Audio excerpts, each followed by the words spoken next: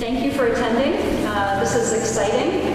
This is the one public hearing that the Planning Commission is required to hold draft update of the zoning regulations.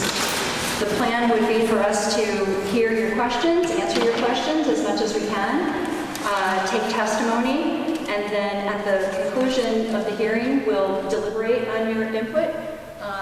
And we'll probably have another chance to do that at our next meeting, which will be October 18th, following another hearing on the readoption of the current town plan.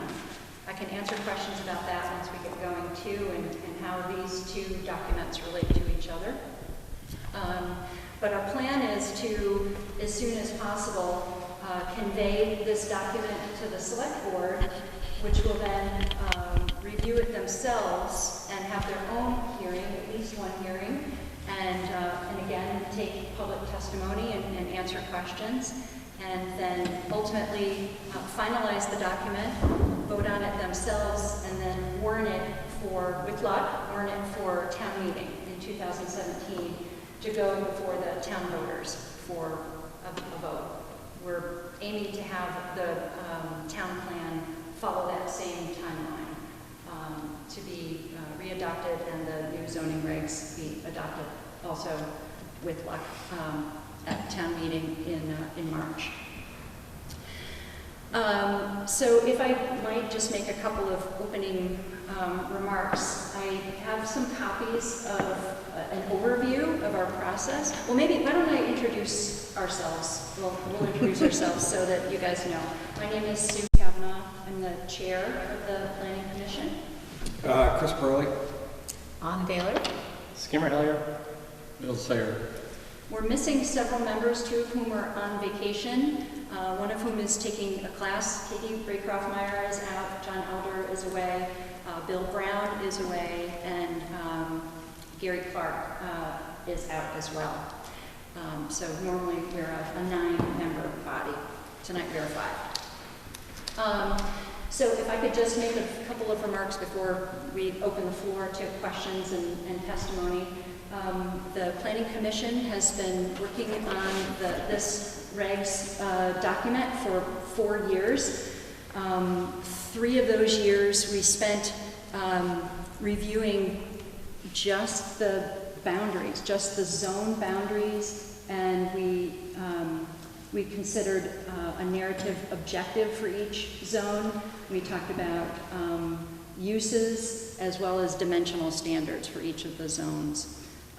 We used the current town plan as our guide, and we organized our work over the course of the 3 years that we were looking at the zones by the planning areas that we established in the last town plan. There are 3 planning areas. One is the rural conservation planning area, one is the rural agricultural planning area, and one is the village planning area, which is essentially closer to downtown. And I can outline those, point those out to you if you like, and each is outlined on the proposed maps. And those village planning areas are outlined also in the current town plan.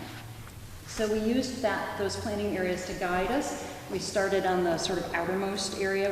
We started with the rural conservation planning area. We moved into the rural agricultural planning area, which includes RA 521 and the commercial zone. And then we spent probably most of the time on the village planning area, which has the most zones, well, that's what we did. We spent probably the most time there.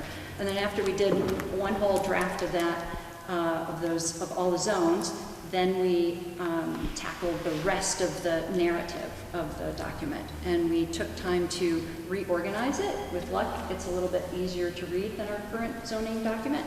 And it's meant to sort of guide an applicant in the development permitting process, and to be more clear for our zoning administrator and our select board and our planning commission and our zoning board of adjustment to use. So with that said, I'll stop talking, and we would really like to hear from you.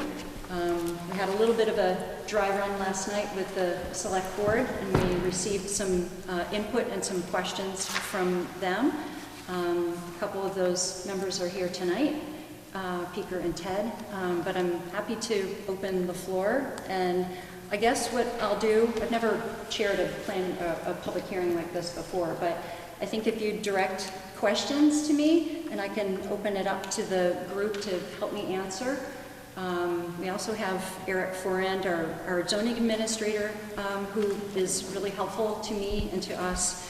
And as our sort of super backup, Adam Luigi, who's the executive director of the Addison County Regional Planning Commission, is here, and he has served as our consultant in this process, offering us advice and guidance along the way.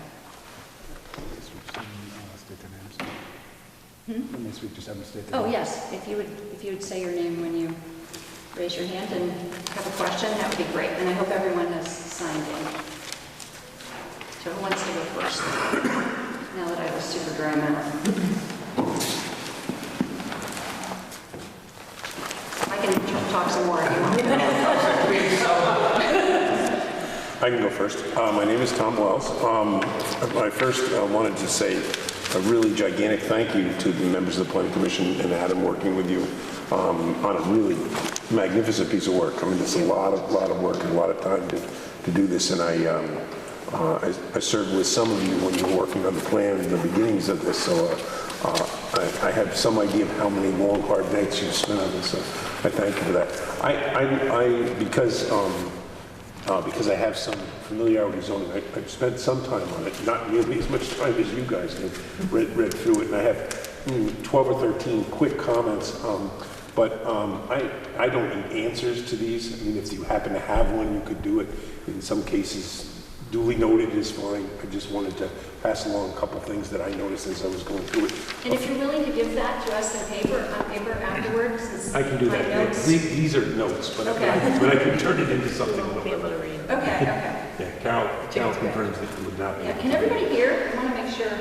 Yep. Yeah, okay. And the acoustically challenged. I know, I'm even out. Not for long.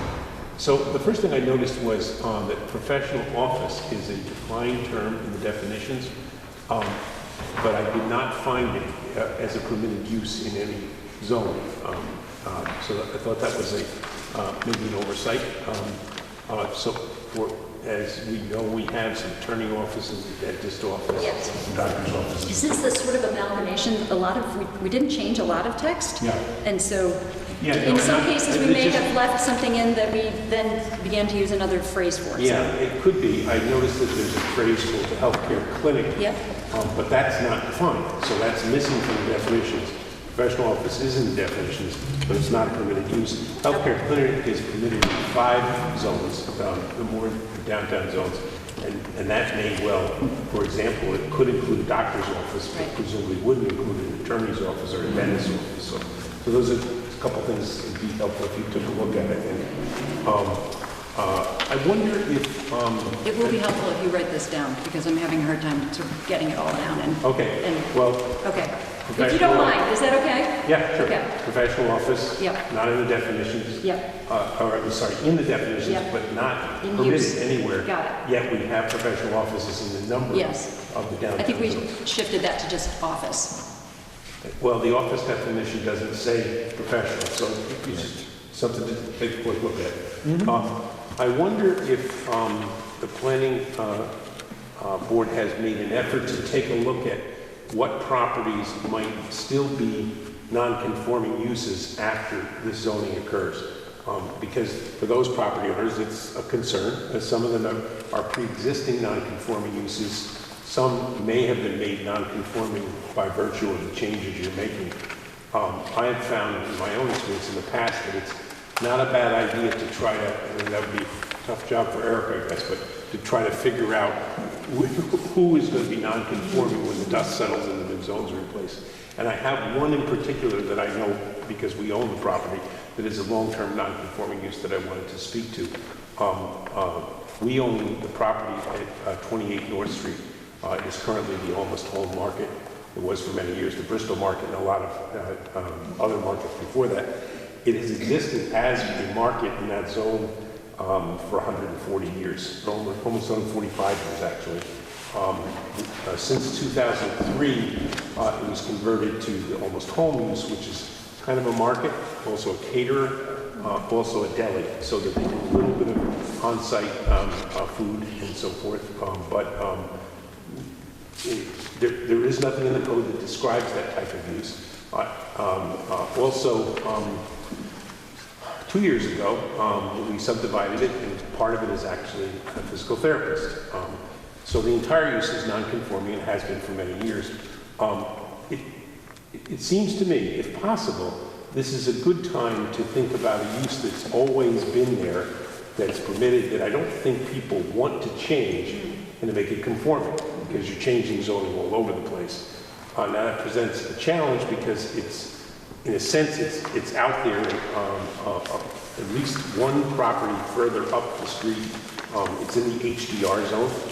So the co-housing is, or about half of the co-housing, the new co-housing project is already, is in the downtown zone, the village business zone. Then you have a little bit of HDR, and then there's property immediately next to Homeless Home, owned by Don McElwain, that would be HDR, and then Almost Home on Garfield Street. My suggestion would be that you take a look at whether or not that little area along North Street to Garfield Street shouldn't be rezoned ROC. Certainly, I think the Almost Home property should be rezoned, and I think maybe that whole area should be ROC. That would certainly allows for a home such as Don McElwain's home, but it also allows for some additional uses and would make this use that has been non-conforming from before the zoning was put in place. I mean, it was there before we had zoning. It would get it into conformity. I say that I know about that one, but I encourage you, if there are other ones around where you look and you see this has always been non-conforming, part of the planning board's process when we do rezoning would be to make realistic situations that have existed. Now, I'll tell you the devil's advocate side to that. If the board says, well, you know, it may have existed like that for 140 years, but we don't think it should be a store there. We really think it should be just houses. Then don't change it. But to me, that kind of a use on that kind of a street is appropriate. It has always existed and it ought to be rezoned. I have some more. I noticed that it's just a small little nit, but you created a site plan requirement for a lot of things, and that's a great thing. I agree with that completely. But in the ROC zone, the only kind of commercial use among all of the others that doesn't require a site plan was a bar. I just wondered why not? Because all the others have site plan requirement. The downtown, the DRC, the Downtown Review Commission, a couple points on that. One with Eric, we'll taunt Eric a little bit. In order to look for it, and I wanted to look for it in particular, it actually appears in 3 different places, all of its components. So the design criteria that are applied are in the zone itself, at the front of the material. Way back in the material, I think it's in section 353, or 333 on page 41, it talks about when it applies, and then yet in another section, sort of deeply buried together with the requirements for a site plan is the criteria that are applied. Hard. I mean, at least put cross-reference things in there, because if somebody came to town and said, I want to do that, or somebody downtown did, they're going to really, you know, I know how to do this, and I had to look hard for it. So they'll be coming asking him a lot of questions. I don't think you have to change it, because I think the organization overall is pretty good, but I put some cross-references, like just say, if you hit one of those, see this and this, because it'll make it a lot easier. That was the intent of the holdup. We tried to smooth out the document, and there are going to be pieces like that, so feedback like this is phenomenal. Yeah, well, I think you did a great job. It's just that when you get those 3 components and put them in different places, somebody, I know for a fact they're going to be asking whoever's the zoning administrator, okay, but, you know, what do I have to hand in for this? Exactly. You know, because it doesn't say that, it says that in a different section. You have a provision, you beefed up the whole provision for a zoning administrator at section 353. I just wanted to compliment you on it. I think it's very good. I think you've given the zoning administrator some ability to grant permits and to make decisions, and I think that was an excellent suggestion. In section 711 on page 67, you talk, it's about parking. This comes up in a couple contexts. It talks about a change of use. I think a change of use should be a change of use except for another permitted use. So if you're within if you're in again, I'm talking from the downtown point of view. If you're in the downtown zone and you change from one kind of permitted use to another permitted use, it's pretty much the same thing. You know, so if it's one kind of a store to another kind of store, I don't think you necessarily want to trigger a lot of review on any change of use. And there's an even more strenuous thing that I don't really think is legal, but it's done someplace like changing occupancy to trigger everything. That's not what your code says. It does say change of use, but I think if it stays within a permitted use, I don't think you want to trigger a review. So that was a comment I had. In section 744 on page 71, it's the thing about signs. It's all very good. One of the things it talks about is roof signs. And for what it's worth, I don't think you should permit roof signs. Why would we want any roof signs? That's just a comment that I had. As I understood the DFR, Daniels Four Corners zone, is it DFC or DFR? Daniels Four Corners overlay. Okay, that overlay. Really what it does is it leaves the property zone RA5 and C1, Yes. but then puts additional requirements on them. Yes. And in the case of that one, it says, and does not permit conditional uses. Correct. The underlining. The underlying, so the unconditional use is not permitted. So in some ways, it's more restrictive than it would otherwise be. Okay. Yes. That's how I read it. That's how I understood. Yes. I just as a quote, because to go back to the other one, in the design review district downtown, it doesn't say anything about conditional uses. So it doesn't change the uses, right? It just, Correct. Okay, it just puts design requirements in. Okay, I'm almost done. In a couple places, and in particular in that C1 zone, there's a restriction that retail can be what you call retail 1, which is defined as the most restrictive retail. I think it's less than 5,000 square feet. And then it also goes on to say no chain or franchise stores. I'm a lawyer, so I probably should know this, but I don't know. Can you do that? I throw that out for Adam or you guys to talk about. I personally think it's a great thing, but I don't know whether that actually works, and so I just didn't throw it out. And then my last overall comment was, page 14 is your chart, which talks about the basic kinds of things that are permitted in each district. And I couldn't help but notice that the HDR, as compared to the village residential VR zone, you allowed a lot more things in the village residential zone, and I know that's a little bit further out, but it just occurred to me, why is such a difference? The downtown area was certain, and then just a little bit further out, it's sort of, a wide open thing. I just think that ought to take a look at that and think about why you're making such a big change. Unless maybe that goes back to my first thing, which is a lot of that already exists there, and you're just trying to do the reality of it. I don't really know. It's that, but it's also a lot of the history behind adding a lot of those uses. That's really the next growth section, as that zone encompasses a lot of the land. It doesn't cover just downtown, doesn't just cover West Street, but it pushes out, Yes, it's out sort of to out. Plank Road. I mean, so there's a lot of growth opportunities in that area.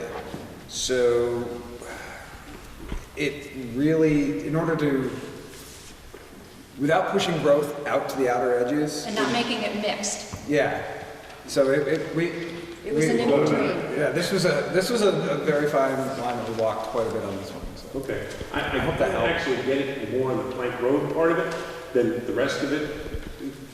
it seemed like it's basically allowing a lot of commercial uses that are not otherwise allowed in the rest of the residential zone. So I just was curious what your thinking was. So again, although I had a couple points and the one particular concern of the zoning, I think you guys did a great job. Thank you. So I commend you for that. Thank you very much.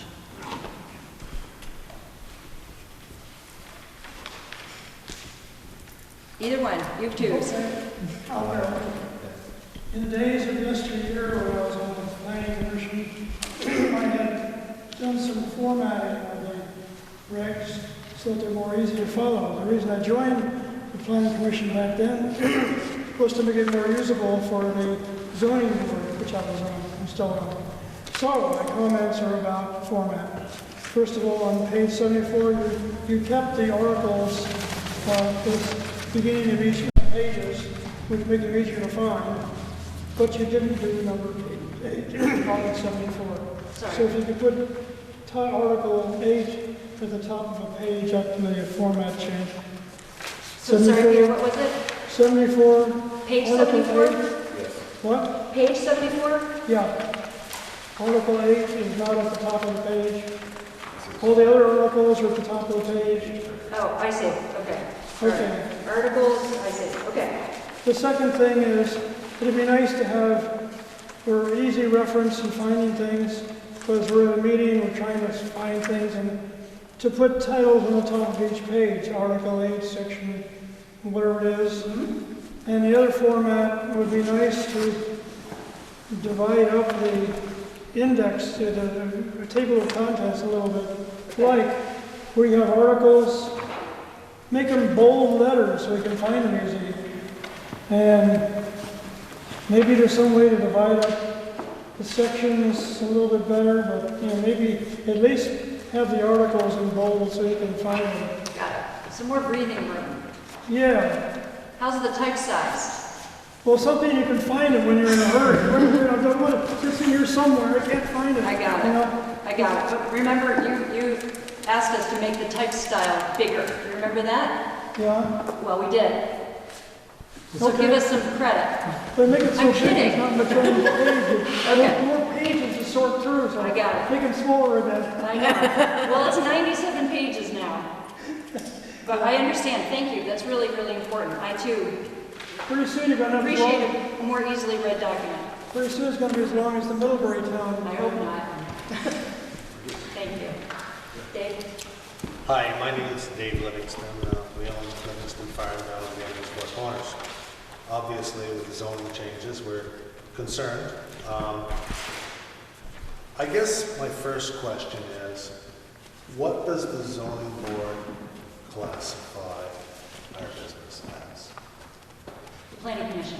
Yes, or the zoning. What do you guys classify as in? Well, currently, Yes. in the current regs, Yes. I'd have to look. I don't have it off the top of my head. Well, I guess what I'm wondering is my present business going to be conforming to the new regulations? Right.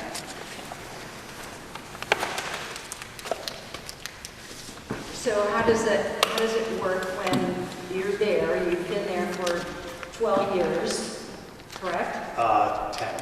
10. Yeah, You have a permit yeah, to do what you're doing. yeah. Why would that change? Well, I'm not saying how would it change, I'm just saying, does that business conform to the new zoning regs?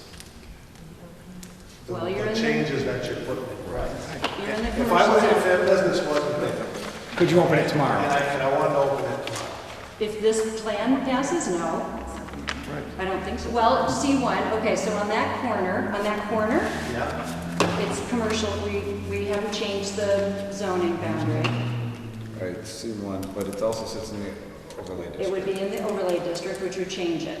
So, Because I think your current use, by definition, there's a couple of different spots it would fall under.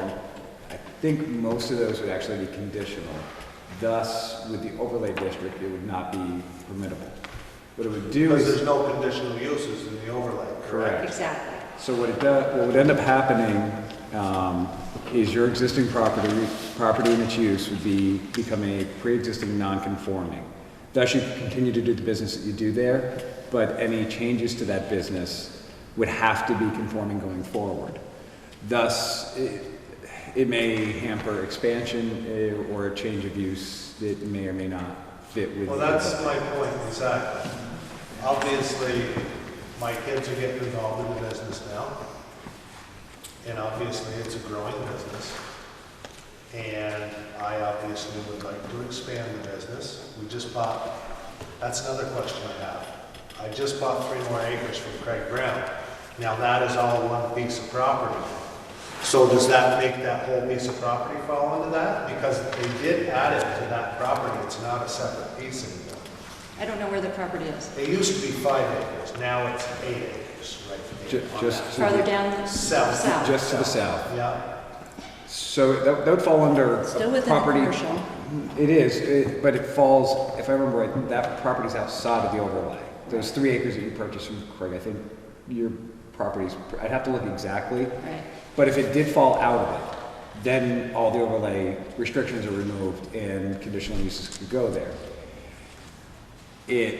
Again, I'd have to look, I don't know right off the top of my head, and I'm Where the property line would be, exactly, where the lot but, would so let's say that was the case where the new property you own or is not in the overlay, you could apply to do any of the permitted uses or conditional uses in that piece of property on that 3 acres.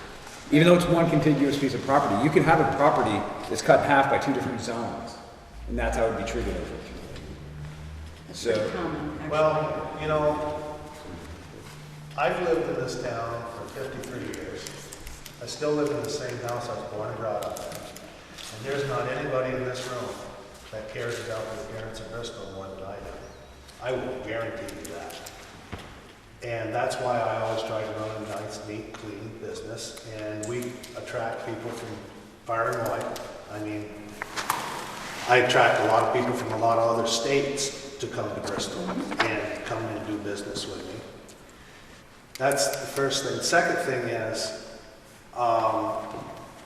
you know, when I was young in this town, a lot of people a lot more people worked in this town than do so now. There was many places with a lot of employees that have gone out of business for one reason or another. And I know that all those employees that worked at those businesses did business on Main Street of Bristol. And the way to get people to Main Street of Bristol is to have people here working and doing business here, and then they will show up on Main Street to buy a gift or go get gas, go to the grocery store, go get something to eat or whatever. But I guess my point is, what we need in this town is business. But of course we want nice looking businesses. We don't want the place to look like. And I know everybody wants that, and I commend. I'm sorry. Just trying to reach you guys. My son. didn't get Wednesday. So anyways, I think that a lot of this stuff should be done on an individual basis. Because if you just rule out a certain kind of business or whatever, when you have one person that might go put that business in, and it might be a really nice business, and you go have another person put that business in, and it might look like the Dickens. I guess what I'm saying is, this town is becoming more and more so a bedroom town, and we need business in this town, and we need to attract all the business we can to it.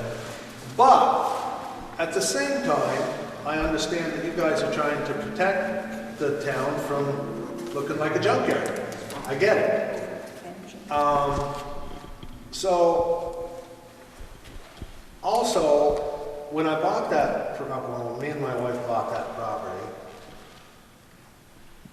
we obviously didn't buy it to have opportunities taken away from us. And, you know, I pretty much put my life savings into that property and poured my heart and soul into it, and I don't want to give up opportunities at that piece of property, and it also takes the value away from it. And I do want to grow that business, and I bring a lot of people into this town that come into town here and do business.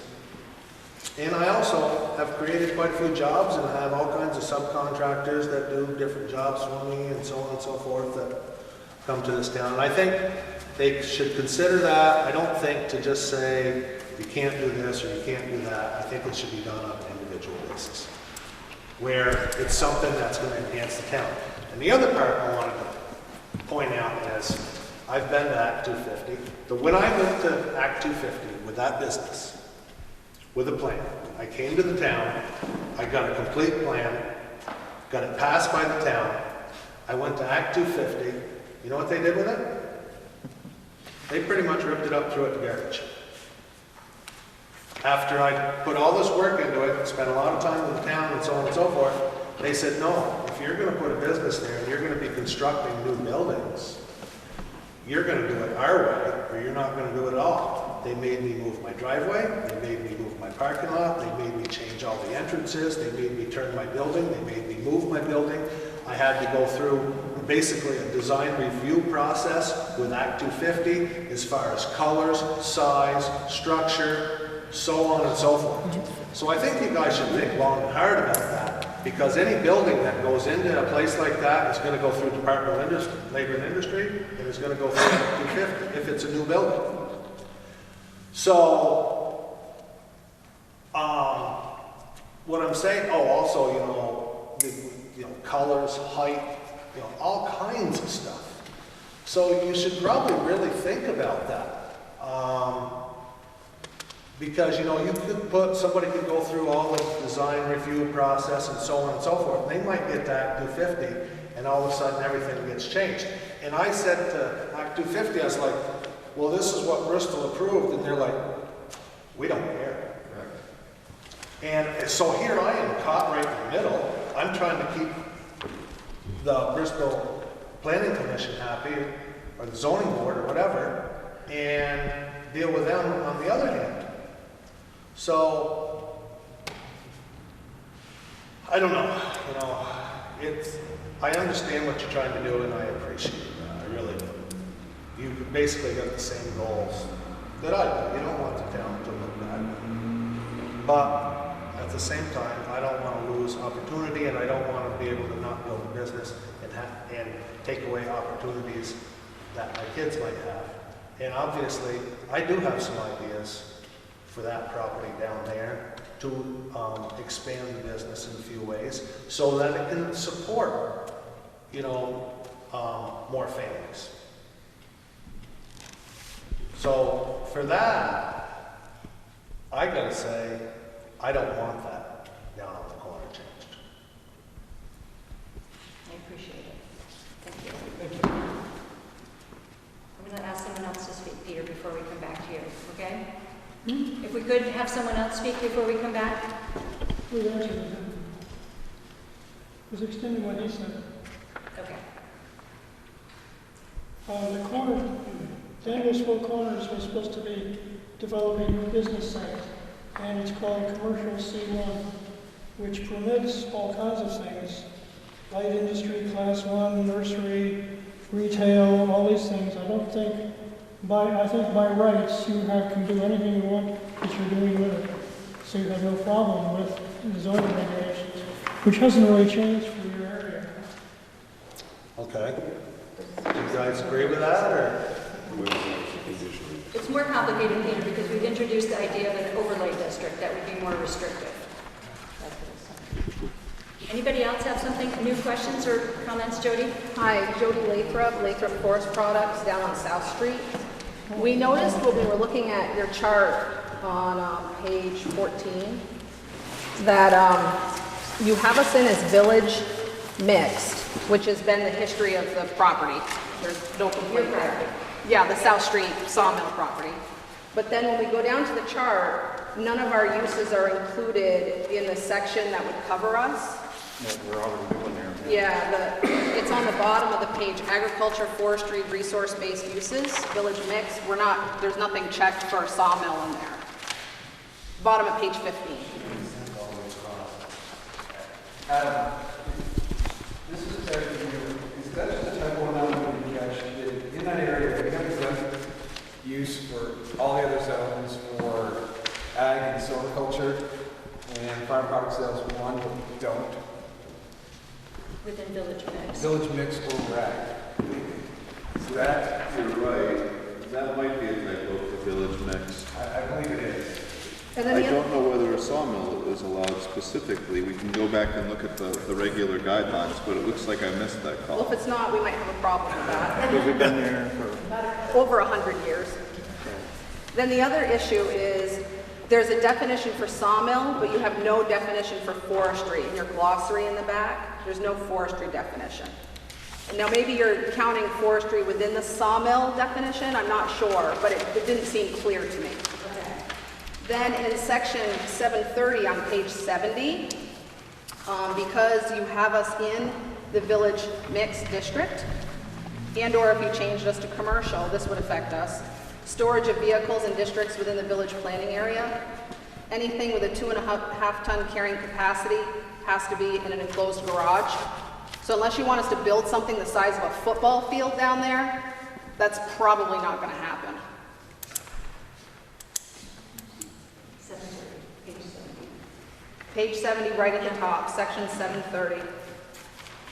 Storage of vehicles in districts. I mean, I think the intent was probably for people who have tight boundaries next door, neighbors with houses, you know, and somebody's working on an old car or tractor or something. They don't, you know, the neighbor doesn't necessarily want to look at that, but it would affect us. And where it affects us is when somebody who has no idea who we are buys a property near us or up street that looks down over us. They will probably immediately, if something offends their sensibilities, call Eric and say, I have those rules, they're in violation. Why aren't they getting a fine? Why is that going on down there? And we have had that happen a couple of times with the regs that are in place now. You know, limited sort of stuff. And then once they understand what we do and why it's that way, there's usually not a problem after that. Then the other area we have slight issues is around the noise section.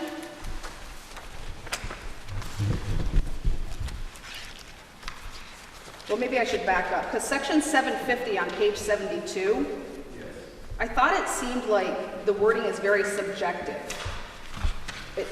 It's a very nice feeling paragraph, but I don't know if it really is enforceable. Or maybe it's just supposed to be a descriptive paragraph for what follows below, but that in itself wasn't clear.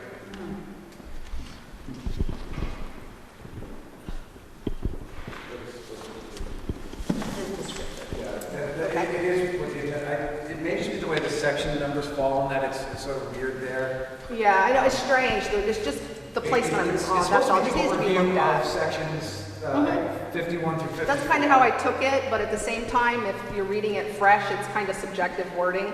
It's like, if anything offends your sensibilities, okay, call Eric and place a complaint and whatever, you know, he's gonna be busy. So section 751 in the noise area. I'm not exactly sure why in the first couple sentences we have a decibel level, because I feel like 50 decibels is pretty darn low. A crying baby is louder than that. And I feel like after researching other communities that have a lot of mixed uses, and I have them here, I'll give them to you when I'm done because I printed them all out. Middlebury, New Haven, Virgins, Burlington, Montpelier, Waterbury, South Burlington, Burlington. None of them have a decibel level reading like that. So you know we aim this as high-density residential and village residential. Well, village mix too, doesn't it No, cover that? no, luckily for these two, for the noise standards where the number, Maintain high-density it's residential. Okay. just those two, it's the village Okay. residential and the village. And the mix. reason why, though, I lived on Mountain Street for a number of years, real close, neighbors on both sides. Crying babies can be very, very loud. And I feel like the decibel number promotes litigation between neighbors as opposed to talking over the fence and saying, hey, it was kind of loud over there last night. What's going on? Anything I can do to help out? I think it promotes a lot of litigation versus mitigation and working together. And none of the other communities that I stated have a decibel level on a property line. In fact, the gal out of the Act 250 office in Essex told me that there isn't a community in Vermont that has a decibel number. We would be the first. We would be the only one in the state. So I just think that's interesting in terms of concept. And then the second section where you're talking about backup beepers and equipment, that second ruling,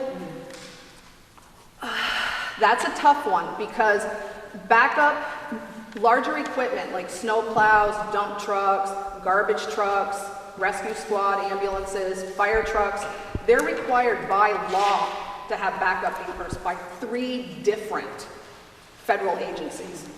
So to say that somebody can't do what they've been doing there for a while, and if there's a backup beeper involved occasionally, and maybe that's the sticky wicket, is what's occasionally. What is a continual, habitual annoyance or a nuisance, and what is an occasion? Because you can't ask a truck driver who's parking his truck, you know, at the end of Mountain Street to not have a backup beeper. He's violating DOT regulations and federal government rules. And then the idling of diesel equipment, again, this doesn't necessarily affect us, but it does affect people who get deliveries that are within the village.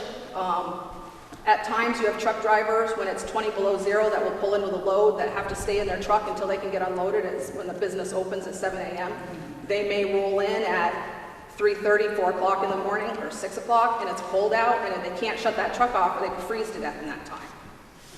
And I know for a fact that that does happen occasionally over at Martin's Hardware because Jim and Claire owned the house at 62 West Street for years. And it never bothered him because he knew it was progress. He knew something good was happening and money was being made and it was helping his property taxes. But that is an issue for people who run heavy equipment. I don't know, is there anything else, Jason or Justin?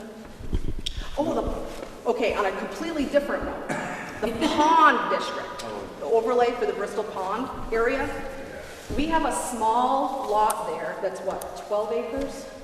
15 acres, and it's a wood lot, is the only reason why they have it at all, why it was in the company properties. Yep. Nobody's cut on it in years, and when I was reading, as long as it's only within like 150 feet, because we follow all the correct current state regulations for cutting anyways, all the shoreline stuff that applies to us in terms of logging, all of that.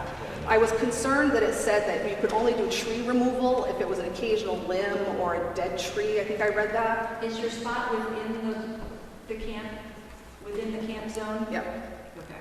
It's in that Lake Winona zone. So we just need to know if... Is it within the Bristol, in the camp zone? You know, we approved it 2 years ago. That's something we'd have to look at, but we just need to know if we need to log it now or wait till after No, these rules because are passed. actually, that zone got approved by the voters 2 years ago. And it's limited to the existing camps. Yeah, it's 12 acres. No, the zone, right, is limited to the existing camps. Well, this is a piece of land that sits like kind of dead center. There's no I don't camp think it's on it. in the zone. I mean, we can look at the map, but Okay. I don't think it's in that zone. Okay. And we created that zone in response to the camp owners. Well, we're part of the association, so it may be.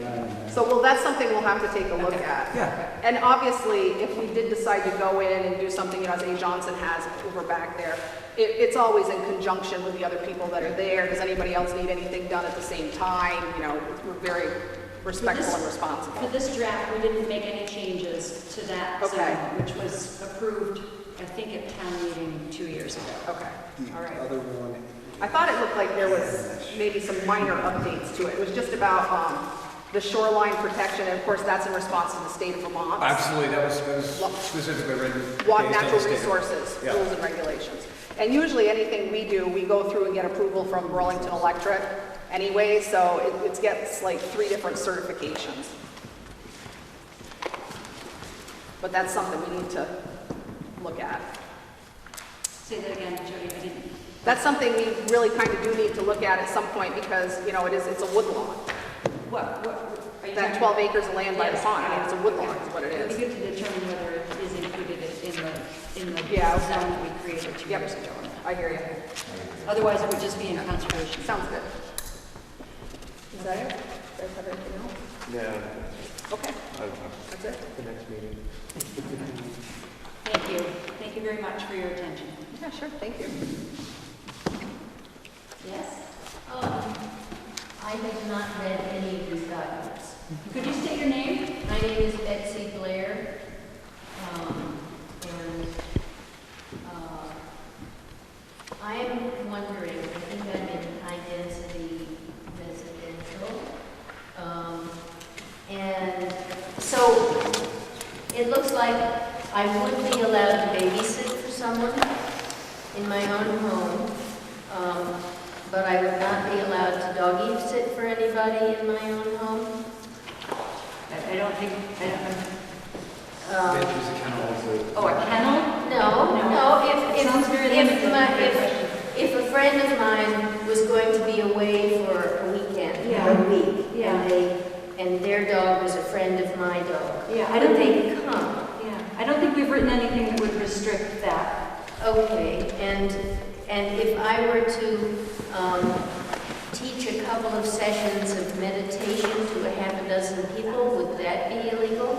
I think what we're talking about, what we propose are regulations related to a home business or a home occupation. Yeah, well, see, that's what because when I moved here, I was told that anything, even if I made less than $100 a year, it would be considered a business.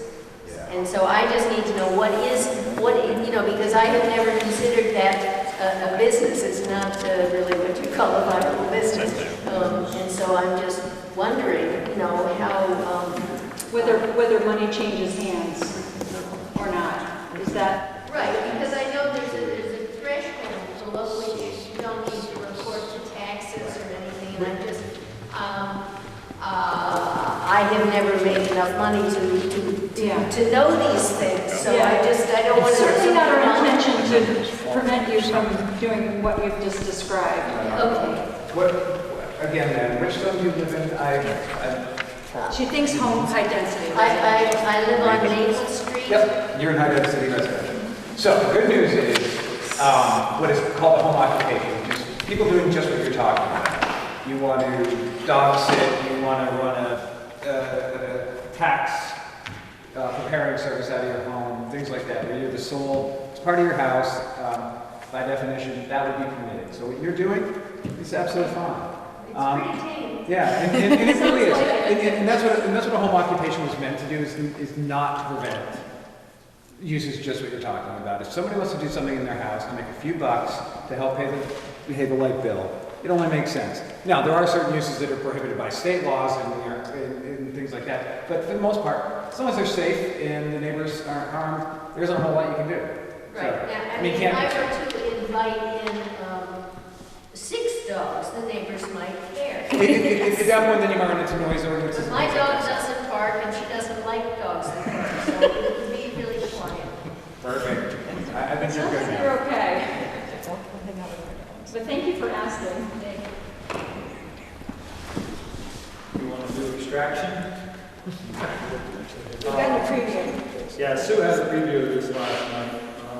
In the extraction criteria, section 1 through 4 are all covered by, under Act 250, included, not limited to, a full reclamation plan, including contours, stormwater runoff, and all of that. So I'm curious as to whether all that's needed.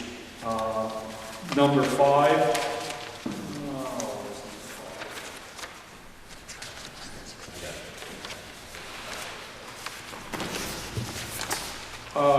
No excavation, blasting, hauling, manufacturing shall be located within 200 feet of any road or property line. I don't think that it's reasonable to not allow a non-renewable resource to be taken from that. There again, Act 250 sets the standards for noise and everything. And if there's a residence or something there, and they do have a decibel level. It's 55 decibels at the house, which is not a lot of noise. I mean, our average conversation is 75, 80 decibels. So I don't think that you're going to be able to get an Act 250 permit for extraction if you're 200 feet from, well, not necessarily 200 feet from a property line, but if you're 200 feet from the house, you're definitely not going to get it. Maybe I ought to read what I wrote, that way it's better. Diva, one of the things that we didn't talk about last night was the fact that these are all existing regulations, and we didn't change, we didn't make any changes. I understand that. Okay. I'm asking that, Okay. I'm asking that they be changed.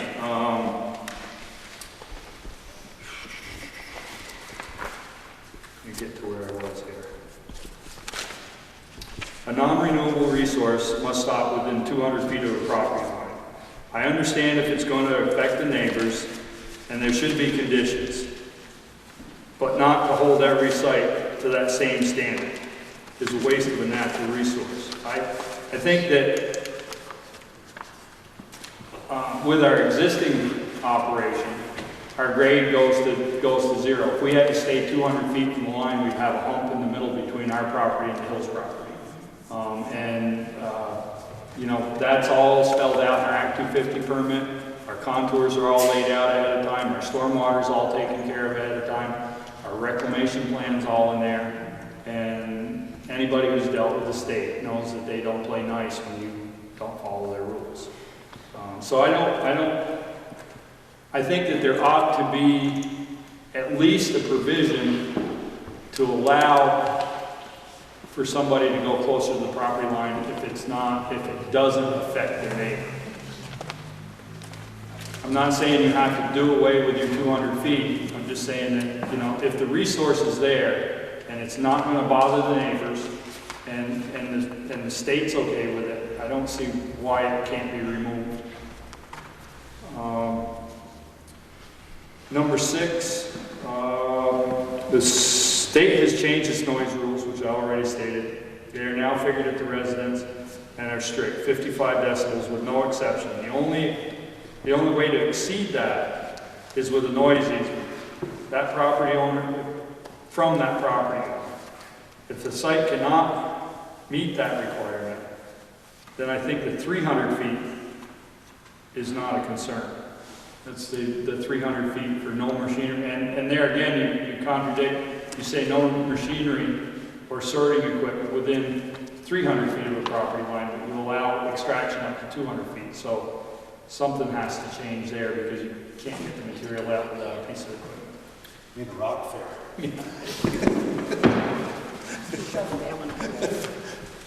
And that's pretty much it. All I would like is the ability to be able to go in front of the zoning board of adjustment to, if we can meet the requirements, to go close to the property line. I don't necessarily think you have to take the 200 feet out, but there again, with the restrictions that the state put on, it may be a moot point anyway.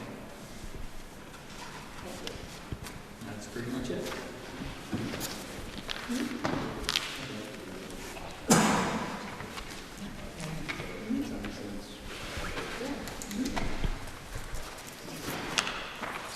Does anybody else have any questions or comments before I return to someone who has already spoken?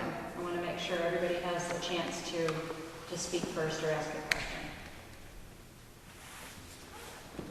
So Peter had his hand up first. Back to formatting, page 2. One of the things I look up the most is the general regulations for districts, which starts on page 11 or something. However, your table of contents doesn't call out each district. So I have to quickly look up District C1 or V2 or whatever. I will look in the index and see what page it's on. It ain't there. So I'm asking you to maybe indent it a little bit so you can find it easier or something. But please put it in so I can find things there. That's helpful. Thank you, ZBA. Okay, Joe, do you have? So I had a chance while Speaker was speaking to go back and look at the village mixed section and on page 18. And it's permitted site plan review, conditional use review. If you go down through all of those, nowhere does it list the use that the property that we're on down there at 44 South Street has been since 1941. And it's highly suspect, other than maybe at the new business park potentially coming in, that somebody would come into town and put a multi-million-dollar sawmill, and I mean millions. Ken can back me up on that, he has experience in the field, on any of those other little pieces of land. It's very unlikely that that's going to happen in the future. So, because the amount of industrial regulation around it in terms of the Department of Labor and Industry, the federal layers that you have to go through, it's an incredibly expensive endeavor. So I'm not really sure why we've been left off these use areas here. I mean, forestry is not even on here. I mean, the logging portion of our company could appear in these areas. Other than a fair number of people find what we do offensive to their sensibilities. That's the only explanation I can find for it. So if that could be corrected, I would appreciate it. Because what happens when you have a business that's non-conforming, you run into difficulties when you try to go and borrow money or take out a mortgage on your company if you want to do anything different within it and even come back and get planning for this. But the old business helps to help fund whatever your new expansion is. And the bank does not like it if you're non-conforming. If you go to sell your property, or if you want to sell a property that's non-conforming, it will be attached to the title. It has a line, it says right on it, non-conforming. So it does really decrease the values, and unless we're going to see a huge tax break because this is making us non-conforming in terms of our assessments with the town, I don't really feel like it's right for us to have to take a hit that way. Yeah, it sounds like there's like 2 or 3 of us in this room that have had that problem. It seems to have kind of popped up. Non-conforming businesses in your existing zoning. And I don't know if maybe, if there's anything you could do in terms of, in the past, businesses have always been considered that have been here for years and years and years, grandfathered. The non-conforming is You see what I'm just a saying? technical Yeah. term for Well, grandfather. And that's what's given us forgiveness. The business, one of the problems is the business can't grow. I agree. Yeah. Yeah. That's a big problem. And like what Jody said, when you're non-conforming, it devalues your property, and like she said, you obviously don't get a tax break. And you paid, when you bought the property, you paid top dollar for it, for what it was zoned for. And then to have uses taken away from it, it's just like somebody taking value out of your house or whatever. There's just something wrong with that picture. A couple of comments. One, I thought that agriculture and forestry, which we generally call silviculture, was permitted in all districts. And I think we had this discussion, and the choice was made to define them as exempt activities. That was a comment we just made earlier.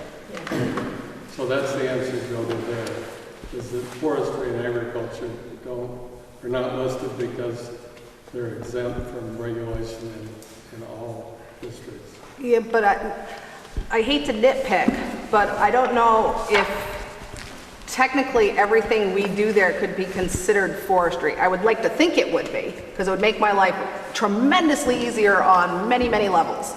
But, you know, if we... The exemption is actually silviculture. And your point's well taken, and that's what the legislature attempted to correct this past session, and was overruled by the House Judiciary Committee that died a painful death there. So, because there are other people in other parts of the state who have had the same issue you have. Yeah.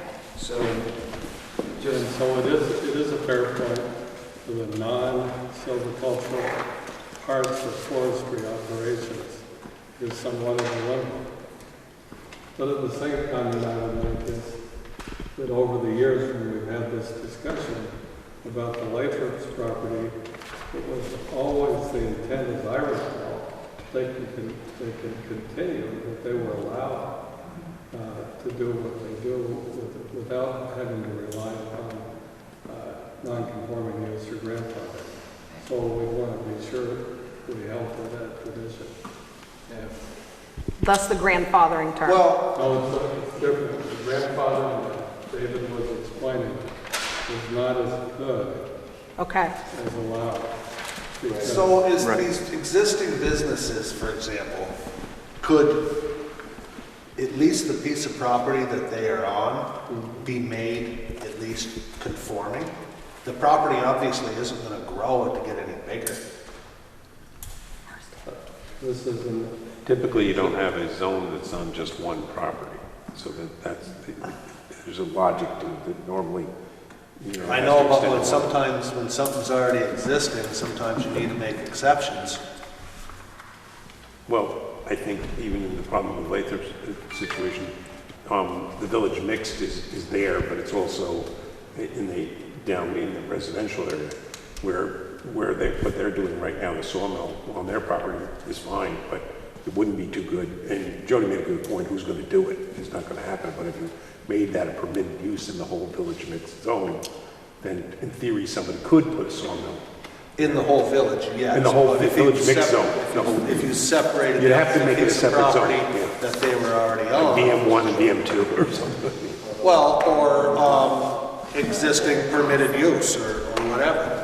At least a line that gives some protection.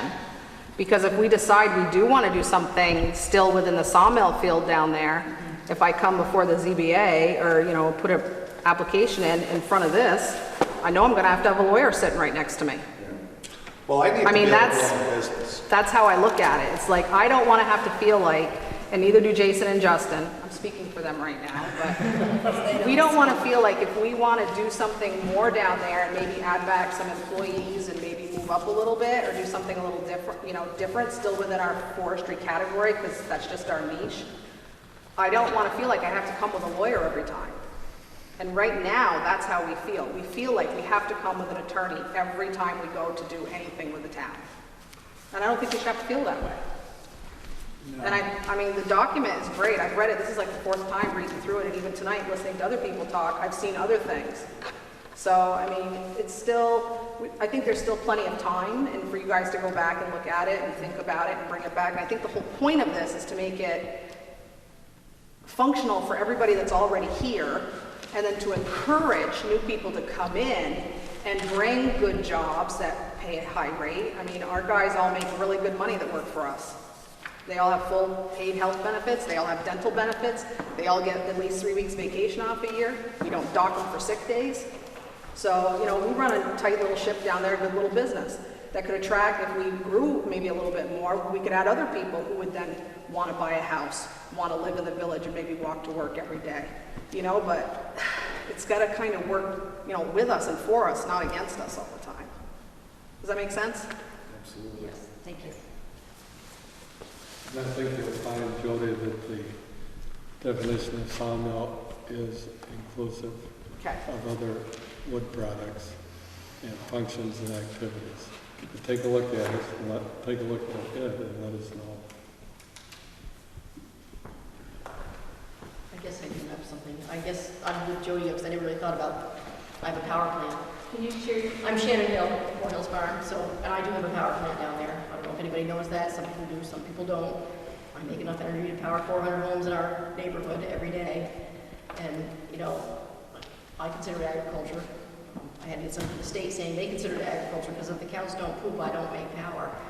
So, is this going to put me in the same category? Am I still exempt under my agricultural or not? That's my question.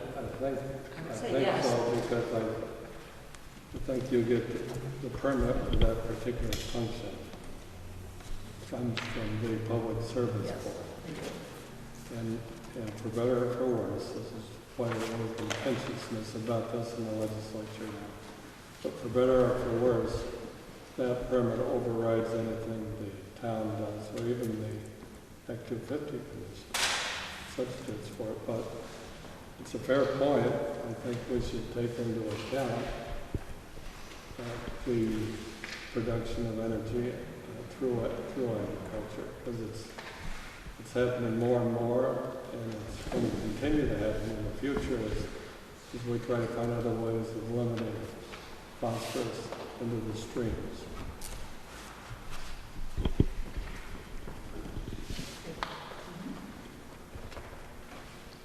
What others who are here this evening with any questions or comments? Anybody who hasn't spoken yet and would like to?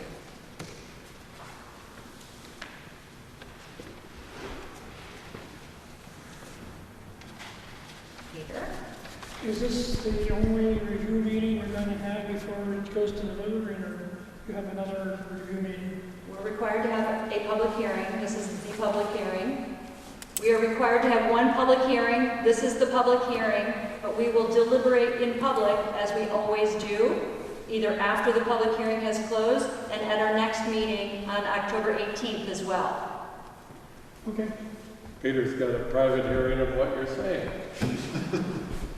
It's impossible in here. Needs better acoustics. Oh, I know. I saw your picture in the calendar.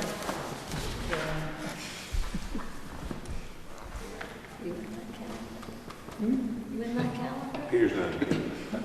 In the calendar? Yeah. You are? Oh, I better get one.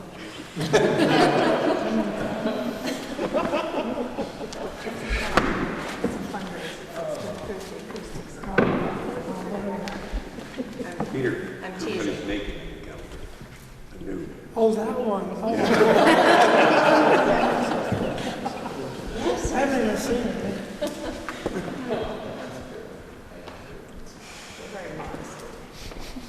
Yes. I'd just like to make a comment as new folks. I would encourage you to have whatever regulations you put in to not really destroy the rural quality of the area.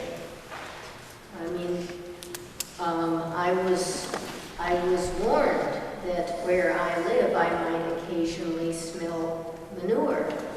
As a kid, I occasionally went to my grandfather's farm, and he was a cattle breeder. And, you know, I mean, it's real. And I think it's fine for city folks to discover nature. Thank you. We agree.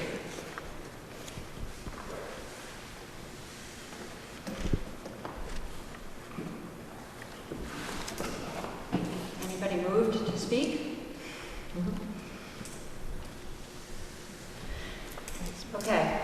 If I don't hear from anyone in the next 30 seconds, we're going to close.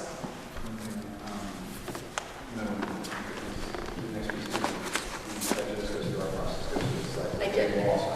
Yes, I did. Okay. I did state that in the beginning. Okay, so as the people want to brings it, the next public hearing would be slightly. So there's going to be another hearing just like this one on the 18th? So I'll say it again. So this is a hearing just on this regulations document. We're also conveying, or we've warned a public hearing on the town plan, which is in existence already, the existing town plan, different than the zoning regulations. It's the town plan that was approved in November of 2012. We're recommending readoption of the current town plan. So we're having a hearing on that on October 18th.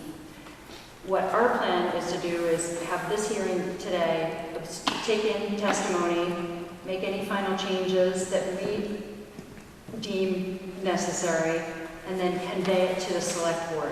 They have to go through the whole process themselves on this document as well. So they are required to have at least one public hearing.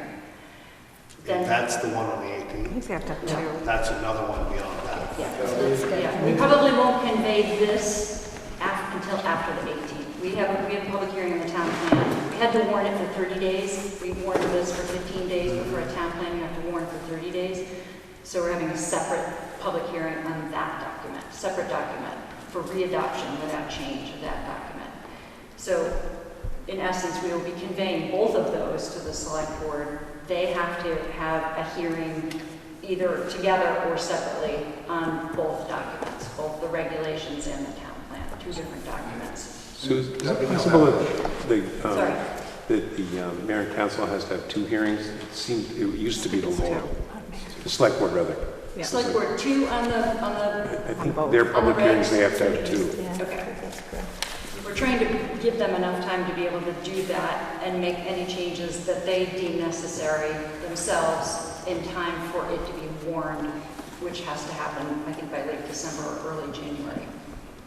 To get, Any significant changes have to be made by you people though, because if the select otherwise board, it comes back. if the select board makes a significant change, then the process starts all over. Right. So, And then we probably missed the election. yeah. Right. So I guess my question is, if you choose to make changes, when will those changes be available to us? Well, we'll probably, if we want to try to stay on schedule, it's going to have to be, we'll talk about it tonight, we'll probably talk about it on the 18th. I mean, the fact that we're warning and having a hearing on the readoption of the town plan, I think, I can't presuppose what people may say about that, but there won't be a lot of discussion about it, I suppose. I think people can speak to the merits of readopting or not. But I'm assuming that we'll have time that evening to be able to make recommendations or agree on changes to the zoning regs. So we would have a public hearing, we'd close the public hearing, open up our regular planning commission meeting, talk about input that we've heard tonight, talk about input that we're receiving elsewhere, and then soon convey to the select board a document that we can agree on. And the reason for the plan readoption, correct me if I'm wrong, is because it expires in December, It will correct? deci- And it will ex- renews, what, every 4 years, I No, think? 5 it's years? now 8. 8 years. Well, that's good. That gives more time. It'll at least. expire in November of 2017. Okay, yeah. And so because there isn't an election, then we proposed a couple of different scenarios. One would be to let it You don't want to let it lapse, yeah, no. And there are some legal precedents for having a current town plan be warned by the select board and then having precedents for coverage in an Act 250 process. But rather than do that, what we're recommending is readoption of the town plan to basically give us time to get through the regs and to get those approved and to buy time to revisit the town plan soon after and in the future. Right, because you wouldn't have to readopt it again until what, like 2020 or something, probably? Yeah, it's actually, Somewhere in it's 8 2021? years from, Yeah. yeah, it would be, 8 years from, well, if we approve it this March, Yeah. it would buy us 8 years. Yeah, it's a good chunk I of time. suspect it's- Makes sense. I think we've internally talked about coming back to it. There are certainly parts of it that need to be refreshed. It can be amended anytime. Any part of it can be amended anytime. We don't have to do the whole thing every time. Okay. Although I do think. I'm That's not what sure we did 2 years ago. We Right. added the pond district. Right. Yeah. So it can be amended at any time. Right. It's just a matter of keeping the current town plan is why we're going this route. Right. It's to prevent it from expiring, essentially, is why. Well, it has to do with grant writing too, doesn't it? For the downtown Yes, designated. exact. To have a Yeah. You have to have town it, plan the in current plan. place Okay. is important. It's better to not let it Yeah, expire. that's right. Essentially. Okay, one more. On the rural agriculture, is there any density? I see that it's okay for houses. Is there any density limitation? Is there any effort to maintain any kind of green space? Or like could it all turn into Levittown kind of thing? I can speak to that if you want. Our property taxes, as you know, the state has land use. And so No, I don't know. 99% of our land is land use. And if we take it out of there, we pay penalties. Is there any ways that we can't, and you say that we can't take it out, and when we develop it, I don't know that. Sorry, I can't hear what you're saying. Oh, I'm Before you sorry. said it. So, Yep, I was saying that it's land use, most of our property is land use, and to get it out of land use is a big deal. So, I think what she's asking is, do the regulations if I understand you correctly, do the regulations encourage super development in the, I suppose you're talking about in the, either the conservation zone or in the. Well, I don't really know the zones, I'm just wondering whether there is any There are many thinking zones. toward trying to encourage maintaining some green space. There is. Yeah. The long and short of it, without getting into a lot of details, the densest growth is based right where we're standing, and it works outward from here. So the further you get out from the village core, the less residentially dense it should get. That was the model that we try and utilize. There's times where there's some minor exceptions, but for the most part, that was the model we tried to achieve. Does that help? So right here in the village core, it's going to be dense. We're going to have neighbors. If you get up into the upper notch, you probably aren't going to have neighbors. If you get out into 116 South, you're not going to see condos and 200 house developments out in those areas. It can't happen. We have put in regulations to slow that exterior growth down. And they're not that different than what exists now. And I'm happy to, after we're finished, sort of go over the zones with you and point those out to you and show you and explain this incredibly dense, long document to you, if you'd like. Okay. I think we're going to close, unless anybody has anything to say. Okay, thank you. We'll have a motion to finish to close the hearing. Can I ask one question? Oh, sorry, yes. Sorry. It's okay. What do I have to do? I don't know if it needs to be during the meeting or not, but what do I have to do to at least get my property taken out of that zone so my business can grow Overlay. and not be non-conforming? I can't answer that off the top of my head. No. The hardest part, to long shortly, we actually can't, by law, change your property. That's called spot zoning, good or bad. It's quite often, spot zoning quite often is utilized to zone one specific piece of property to prohibit uses. In your case, you want to do absolutely the opposite. You'd like spot zoning so you could actually increase the uses. State law, spot zoning is actually illegal. So we would have to change the zone to allow your business. Well, you make the zone any size you want, can't you? Well, that's exactly, but I can't do it for the judgment. What I'm saying is, we would have to make adjustments around you to allow it to happen. So to do it, is it possible? Absolutely. How do we get there? I don't know yet. I don't know. I can't.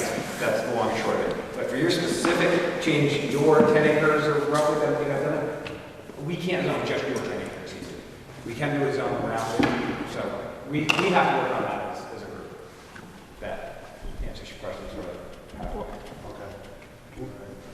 Just be heard on that point, I think you could find it in a careful review of the law that spot zoning doesn't exist in the context of a master plan and a rezoning. So that you guys can do pretty much anything. Now, rezoning one property would be a little strange, but as opposed to, not in this master plan and rezoning process. So yes, you can do smaller segments like that. That's what the law says. It's very Well, this is a new overlay district that you're introducing, correct? Correct. So if this doesn't pass at the town-wide vote, then it's thrown out the window if the people of the town want it thrown out. correct. Correct? Yes. Well, That's the entire. So it's saying that he can't rile people up in the community to come vote on his behalf if this whole thing does not pass is probably a little ludicrous. No. I agree with you. He does have other means other than. Because maybe the town itself won't want this overlay district. I mean, we're all sitting here saying, oh, it's charming, it's lovely, it's beautiful. But I know 3 property owners that aren't even sitting here right now that are in that district on that corner. And they're good-sized owners. So, maybe it won't fly. Yeah, and unfortunately, the way that the vote goes is it's all of these pages Or nothing. or none of them. And we go back to these pages, which we have currently. So when it comes to the vote, now we can make changes to what this document is and try to help. Don't get me wrong, I'm not trying to say you guys are doing anything wrong. I know you guys have worked really hard on this, and I know you're trying to do for the best of the town. I get it. But at the same time, I have to look out for our interests too, and I'm not trying to turn the town into a junkyard. No, I agree with you. So I'd like to find a way to somehow get through this process and move on. I think it's important to know that he's asking that rights not be taken away from him, as opposed to getting something that he doesn't have now. Exactly.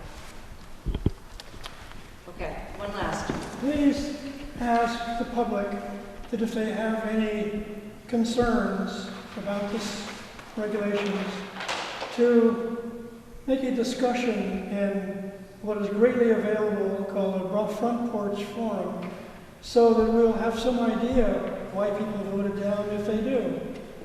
It's horrible for you guys to have something like this voted down. Why did they do that? I haven't heard. Nobody knows what problem caused people to vote it down. So if you can get a discussion going in front porch forum or whatever, that's the best I can think of. You guys would have a better idea of what's going on. Actually, strong exit polling from our end would help us in that, so that if it does fit. Exit polling, where we take question the voters as they leave the building. Yeah, that helps too, but Yeah, and honestly, that's your best bet, because Oh, but you don't want it to be turned down and find out in an exit poll.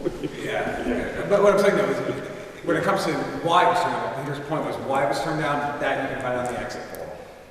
Public comment and public conversation through social media, great idea. I wish it happened 6 months ago or a year ago, and we could have been acting on it then. So, but we can take that information. We have a very short window. We're on a tight window to get this, honestly, on town meeting, for a town meeting vote. With all the state regs, as far as 30 days for hearings, select board has to have 2 hearings. I mean, we have got this right down to within almost a week of wiggle room to be able to get this to happen. So, we're trying. Understood. Okay, I'd like a motion to finish the public hearing. I'll make a motion to close the public hearing. Second. Okay, all those in favor? Okay, thank you. Thank you everyone for coming. Appreciate it. Let's move to September 20th minutes. It was a short meeting. That wasn't a quorum, so does that, I mean, we didn't have a quorum, does that? That's true. We did not So have a does that- quorum there, but we did meet. So we didn't have any motions, but we still We do met. approve the, We still have minutes. We should, just so they're officially underneath the record. Yeah. just curious. So it's still a meeting. We just didn't have enough to do any I just wanted to get in a motions. debate early, just getting warmed up. Yeah. Nice. Yeah. I'll make a motion to accept the September September 20th meetings as presented. Okay. Any discussion on the September 20th minutes? Hearing none. All those in favor say aye. Aye. Any opposed? Okay, good. All right. I wanted to propose, just wanted to review the timeline. I think we did a good amount of that during the public hearing, but just to reiterate, we have time this evening to talk about our work going forward, and we have a hearing in 2 weeks on October 18th on the town plan. And as I said in the public hearing, I don't want to presuppose what may happen there, but I'm hoping that it is swift, the hearing, and we'll have time that evening to continue deliberation on the zoning regs and talk about how best to absorb testimony and input and make changes before we convey to the select board. I'd like to try to do it. Our timeline calls for it to happen essentially right after that, or that night if we can. And so I think It's 18th, right? right, 2 weeks from tonight. So anyway, that's the timeline review.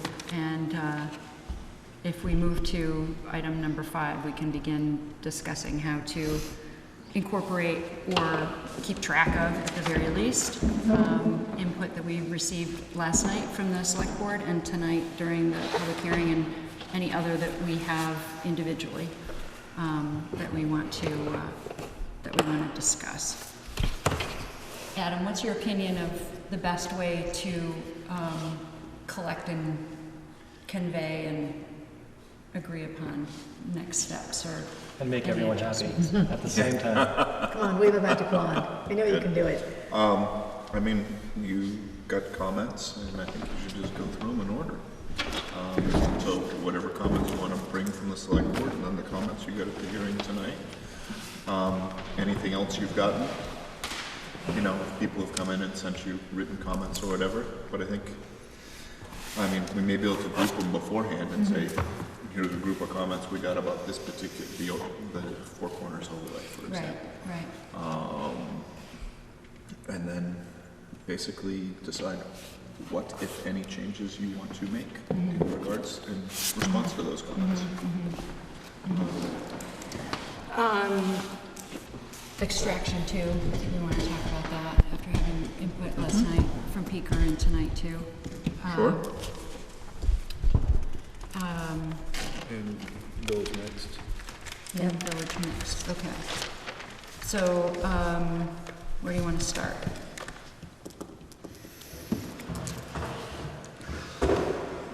Big picture? Specific questions? Probably with whatever happened last night. Yeah, that was my thoughts. Go through whatever questions they threw at us. Chronological order. All right. Not that we have a great, we have various notes from tonight. Right, I have, so notes I sent out, I know when I email everybody during the day when we have a meeting, it's not necessarily easy to absorb. Essentially, we heard last evening from Peaker, from Joel in particular. Michelle Purley emailed me late today with some input, some very, very specific input, which I printed out, and I don't have enough copies for everybody, but I'll certainly forward it, and asked her if I could forward it to everyone, but I'm sure that's what she intended. And so we can start with Peaker's input related to excavation or extraction, and his very specific question about the items 1 through 4 and whether they're repetitive to an Act 250 process, and whether they're necessary in our own regs. And I didn't last night, but I did tonight point out that those are existing regulations currently in our regs. We essentially kept those items in this current draft, although we did create an introductory paragraph that points out that extraction is not allowed within the village planning area as So what was his issue with them, since there exists an Act 250? Why was there an issue with them? Just well, he wonders if it's important to keep them in our, is it repetitive to have it in our own regulations. Does it matter that it's repetitive? I'm trying to remember what he was saying, like why that would be an issue. He didn't say that, he was just wondering if it's necessary to keep them in there. I think I wasn't seeking to make any changes. I personally wasn't seeking to make any changes to our extraction regulations, if only to point out that, to reiterate what we had agreed to. It just seems like if he's bringing it up, there has to be a reason, besides just repetition.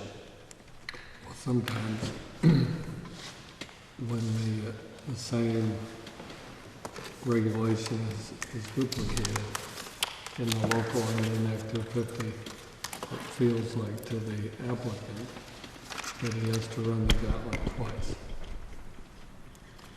And that can get frustrating.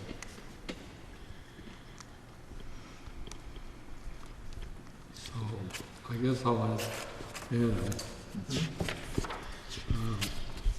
Just for purposes of discussion, are there any towns or examples of which you're aware, Adam, where somebody tried to find a compromise on that issue and said, provided that the state follows its due diligence, you defer to them? I'm sure there are, but I can't think of a specific example where, so there are plenty of places within regulations, and I'll tell you, when I draft regulations, I try and keep in mind that there are other regulations out there, and try and, if there are standards that already exist, make sure that the two regulations don't whipsaw someone between them. So I'm thinking of subdivision regulations in particular, where in most subdivision regulations I say, if they get a state wastewater permit, they've satisfied the town's requirement for wastewater. If they get a state water supply permit, they've satisfied that requirement. You know, a lot of the times I'll use the state's erosion control regulations for subdivision regs, because they get down pretty far. Some towns want to.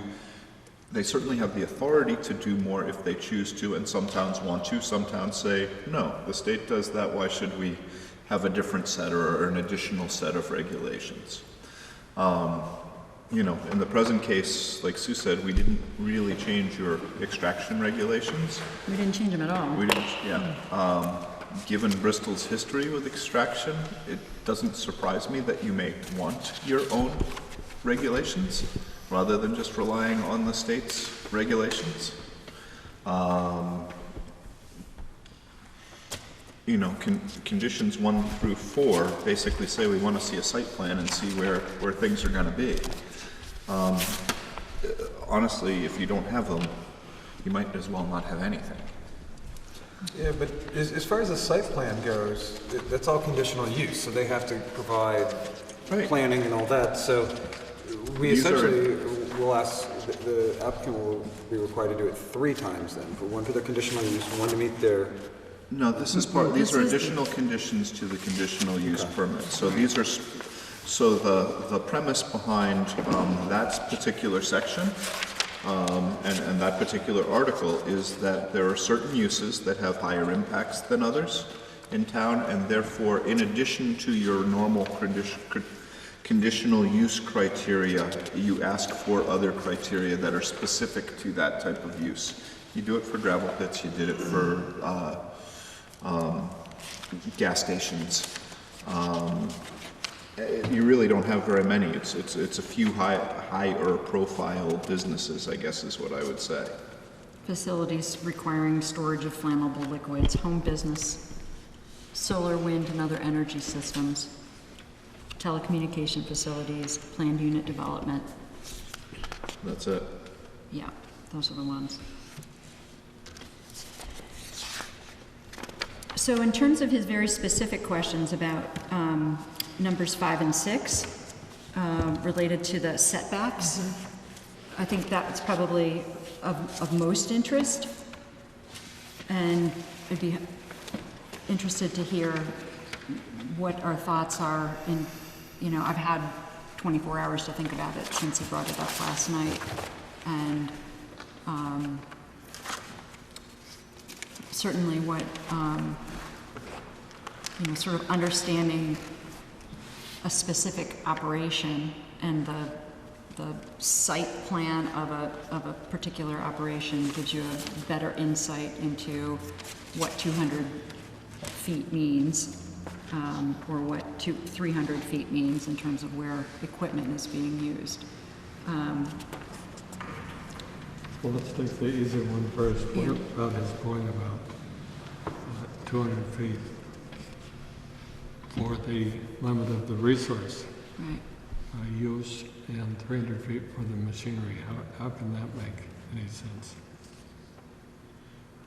The machinery is the equipment. It's the crusher. It's not necessarily the extraction equipment. Okay, so just the Should crusher. we make that more specific?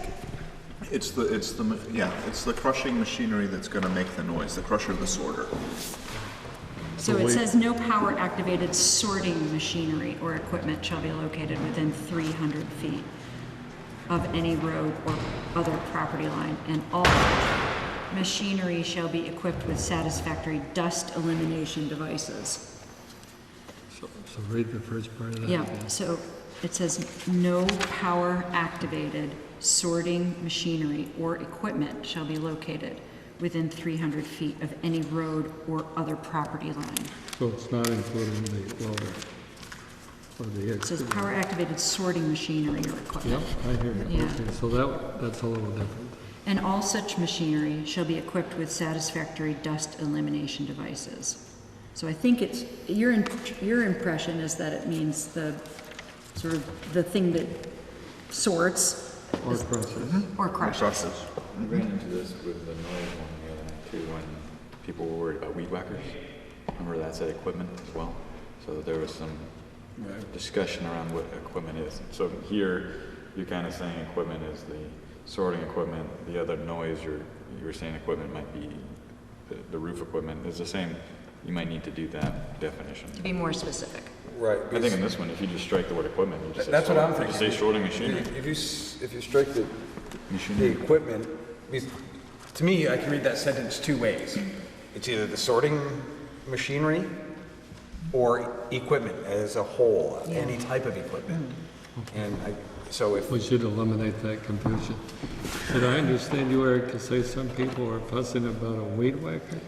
Last night at the select board, in the noise, there's no equipment should be run between 7 p.m. and 7 a.m. Oh. In high density and village Right. residential. So the question was, well, is What about is a lawnmower equipment? Oh, okay, well, that's a fair. Because that was that's a number fair 4, question. whereas number 1 talks about equipment as being rooftop HVAC equipment. Right. And then the other one, it just says equipment. I read it as forklifts around Shaw's or something, you know, some just says outdoor equipment. That's what we meant. That's what we meant. So we should clarify that. We certainly didn't mean weed whackers. However, my leaf blower could kick the forklift. I'll to- bet That's it true. could. You know what the neighbors do if they don't get 9 p.m. Eddie couldn't lawn mow at 10 o'clock at night, I don't know what he would do. With the lights on and the headlamp, anyways. Hey. We'll leave that to a All right, so back Yeah, to 5 and 6. We want to keep being this specific while we're here and gathered and talking about this. I guess I'm trying to, one of the things that Peeker suggested was related to number 5, no excavation, blasting, or stockpiling of materials shall be located within 200 feet of any road or property line. And he was saying that it's wasteful, if I can't use that 200 feet worth of material, it's a waste of a natural resource. Read that again? Okay. Everybody has a copy of this, right? Right, but you're reading it out Okay. loud. It's on page 63. No excavation, blasting, or stockpiling of materials shall be located within 200 feet of any road or other property line. Right, so his argument he convinced you, however, that's his argument. So in his particular case, that it seems like it makes sense, but would that make sense in all cases? Exactly. So I guess that's the question, right? Yes, that's the question. So I wondered, so last night at the select board meeting, I posed the question of, when you have perhaps a tighter parameter to be excavating in or extracting. It makes a difference, for him at his location. He was making the point that 200 feet, to not use that 200 feet feels like a waste of a natural resource. And I think the point he was trying to make was could the site plan of a specific, which you would have to share in order to get a conditional use permit anyway, could we leave open the possibility that a particular site plan may allow for, use closer to the property line? So it's just a case-by-case judgment, which is essentially what except for the 200 foot is essentially the process anyway. Right. I mean, their judgments are made. I mean, there can be. Yeah, but if the extenuating ZBA, I mean, circumstances. it would go to the ZBA because it's a conditional use permit. It wouldn't come to the planning commission. The ZBA would say, no excavation can be done within 200 feet. Right. So they say, okay, here's your site plan. You can't go past here. It's 200 feet of any property line? It says, shall be no excavation, blasting, or stockpiling shall be located within 200 feet of any road or other property line. Right. So his example where their existing pit is a great one, actually. If they had left 200 feet between where they actually excavated off that knoll and where Hill's back, that field is, there'd be a berm 200 feet wide that currently has corn on it. I mean, Hill's put some corn on part of it, and that's all been reclaimed. So in their reclamation process, the side neighbor, everyone sort of benefits. When you look up there, it's a nice big flat smooth area now. I mean, granted, there are After the fact. after the fact, and that's with all the regulations at the state level, and that's where he was going. What he mentioned there is that you have a reclamation plan on tap. I can go both ways with this one. Yeah, it's hard because without some sort of definite distance, then it's whoever's got the most persuasive argument. Yeah. So whoever has the strongest point to bring out and push through, then if there's no definition whatsoever, which I'm not necessarily against, I'm just saying if I'm, in a situation where I feel like I'm up against some other person that wants to excavate, perhaps they have greater resources to argue that point. And if there's no definition whatsoever, if it's left up to a board to make that ultimate decision, then it's They need some whoever can parameters. Right, they present. need- It puts the onus on the adjoining landowner to defend After. their property line, or to defend their rights as to maintain that knoll or that hill or that wooded area or whatever. So I think it makes it, in that particular case, I understand it. It totally makes sense. It's a great argument to have, but I could certainly see lots of situations where it would be potentially tricky for someone who may not have the resources that to defend that type of, or may not even understand what is involved. It's coming, right. Yeah, and it's also assuming, I think, from what you're bringing up as an example, cooperation between neighbors. It worked out well for everyone. And that's a great individual case. And I mean, I think it's harder what if the neighbors are contentious? Or the operation isn't as carefully done as perhaps Heffernan is doing, and clearly Yeah. having gone through the Act 250 process recently, had sort of neighbor input about the whole thing. Part of it is and what he threw out there at the end was, is there some way we can add a caveat that the Act 250 permit, that parts of these are covered in the Act 250 permit. Can the information in the Act 250 permit be utilized to supersede, or instead of following the 200 feet, can the Act 250 permit information actually be utilized to change that, to exempt it, to modify it? And I'm not necessarily opposed to that concept, where here's what we've said is sort of the basic boundaries. We want 200 feet of buffer, but if the developer, for lack of a better term, can exhibit proper reclamation, that the sound issues are not, because that's part of what they have to provide as well, all those parameters are met, is 200 feet really a necessity?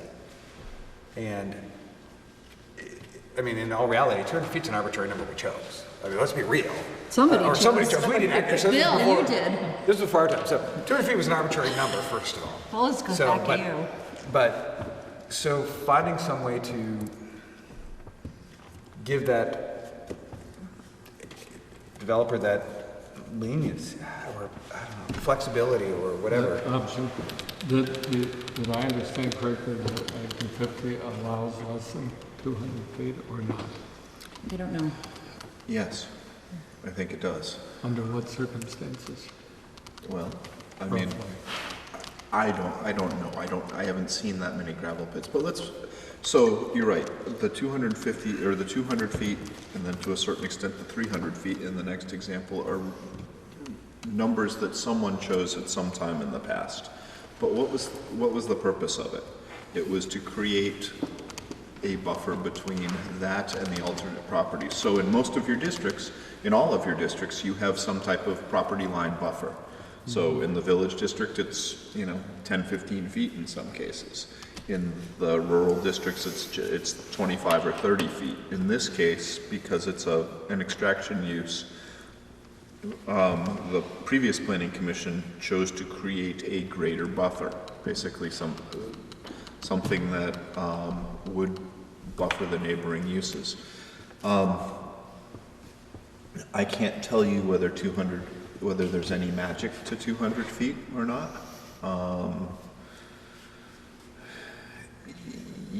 You all might know, I mean, you've had other gravel pits proposed in town that I think we're gonna basically live with that rule. I could see one exception if the applicant could obtain an easement from the neighbor for an equal amount of land as he was invading the buffer.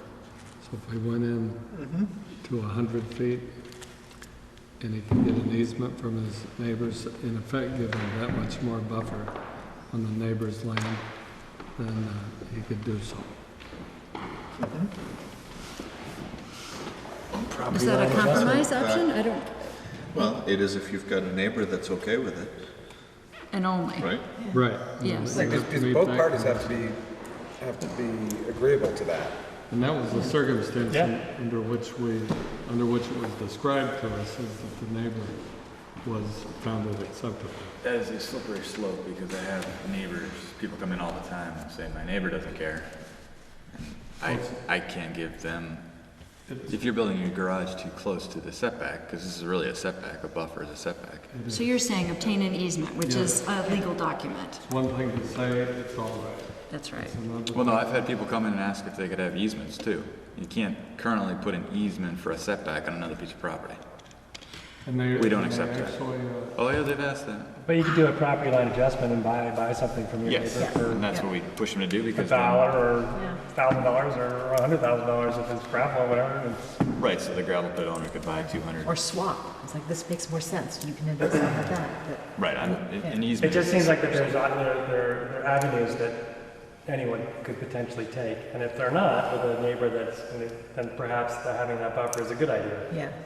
So if you have neighbors that are like really upset with that wonderful hill that I've looked at my family's looked at for the last 6 generations, and then we don't have that buffer, but if I don't really care and there's a property line adjustment, then that's certainly, that would speak to an amicable, neighborly approach to circumnavigating the existing. Because the easement would solve like the condition that they ran into at the existing pit. Because they would be able to go out to it. But if you just do a property line adjustment, all we've done is move that 200 foot buffer further down into their corn piece. And so that the hump just is in a different spot, potentially, right? Well, no, because if you moved it, if your hump is here and you bought 200 more feet, you would chew through the hump and then your 200 feet would be flat. So you would just move, you're just moving your property line. In that case, a gravel pit could just buy the whole neighbors. You just keep buying up the neighbor, you keep pushing 200 feet until the whole neighbors chew that. We're selling a hole now, I'm just wondering. Okay. I mean, I sort of like this concept a lot, the easement. So it puts two amicable neighbors to make an agreement that it's okay. And if neighbor B doesn't want it, it ain't happening. I mean, It also protects any transfer of the land. So a future abutting landowner, in case you decide in the future to develop and extract, the easement is in place and you bought it knowing is that the current neighbors agreed. You might not even be doing it yet, but you're thinking you might, and then something changes. Now I'm coming in and I'm buying property B that's next to this potential extraction area. I understand exactly what I'm buying because there's an easement in place. And so then that's conveyed with the property. If you allow an easement for a gravel pit, why wouldn't you allow an easement for any setback? Well, Like my garage is, I want to build my garage closer, so I buy an easement of 10 feet of your property. I'm And then I got inclined- easements all over the place and crazy things going on. You guys are already making it pretty complex with me having to go back to the deeds, so if I have to start going to easements now, it's Well- gonna get pretty complex. Good point. They've got to supply you with the evidence that they actually have the right to do so, and I think it's important to carefully define the easement too, because, for example, just saying, in the first instance, it's all right if my neighbor encroaches on a setback. The second instance, an easement. But really, to do it right, you'd have to go to a third step and make sure that in creating such an easement, you didn't infringe on the setback of the neighbor. I have a suggestion for you that might be easier than this. Okay. And it would be this. Basically, Eric's right. In essence, what we've done is we've increased the setback on properties proposed for extraction from whatever the zone allows to 200 feet. If you chose to, you could allow the zoning board of adjustment to waive the increase with the permission of the neighboring property owner. I think that's what Beaker has suggested. So then it would go back to whatever the standard setback is. It would go back to the standard 10 setback or for the 25 or district. 50, whatever the district is. Which is in the same spirit of what we've just been talking about. Yes. It's like, Is it temporary or is it permanent? It's a permit. It would be a permit condition, so it would basically run with the land as long as that permit were being used, as long as that permit were in effect. The only issue with that is it goes back to Beaker could have a nice neighbor and Rathbun's could have a mean neighbor. So all of a sudden Beaker can do something, but Rathbun's can't, you know. That goes back to people saying, well, my neighbors don't care, and I have to tell them, well, it doesn't matter about your neighbors, because it's by the setback, it's by the zone.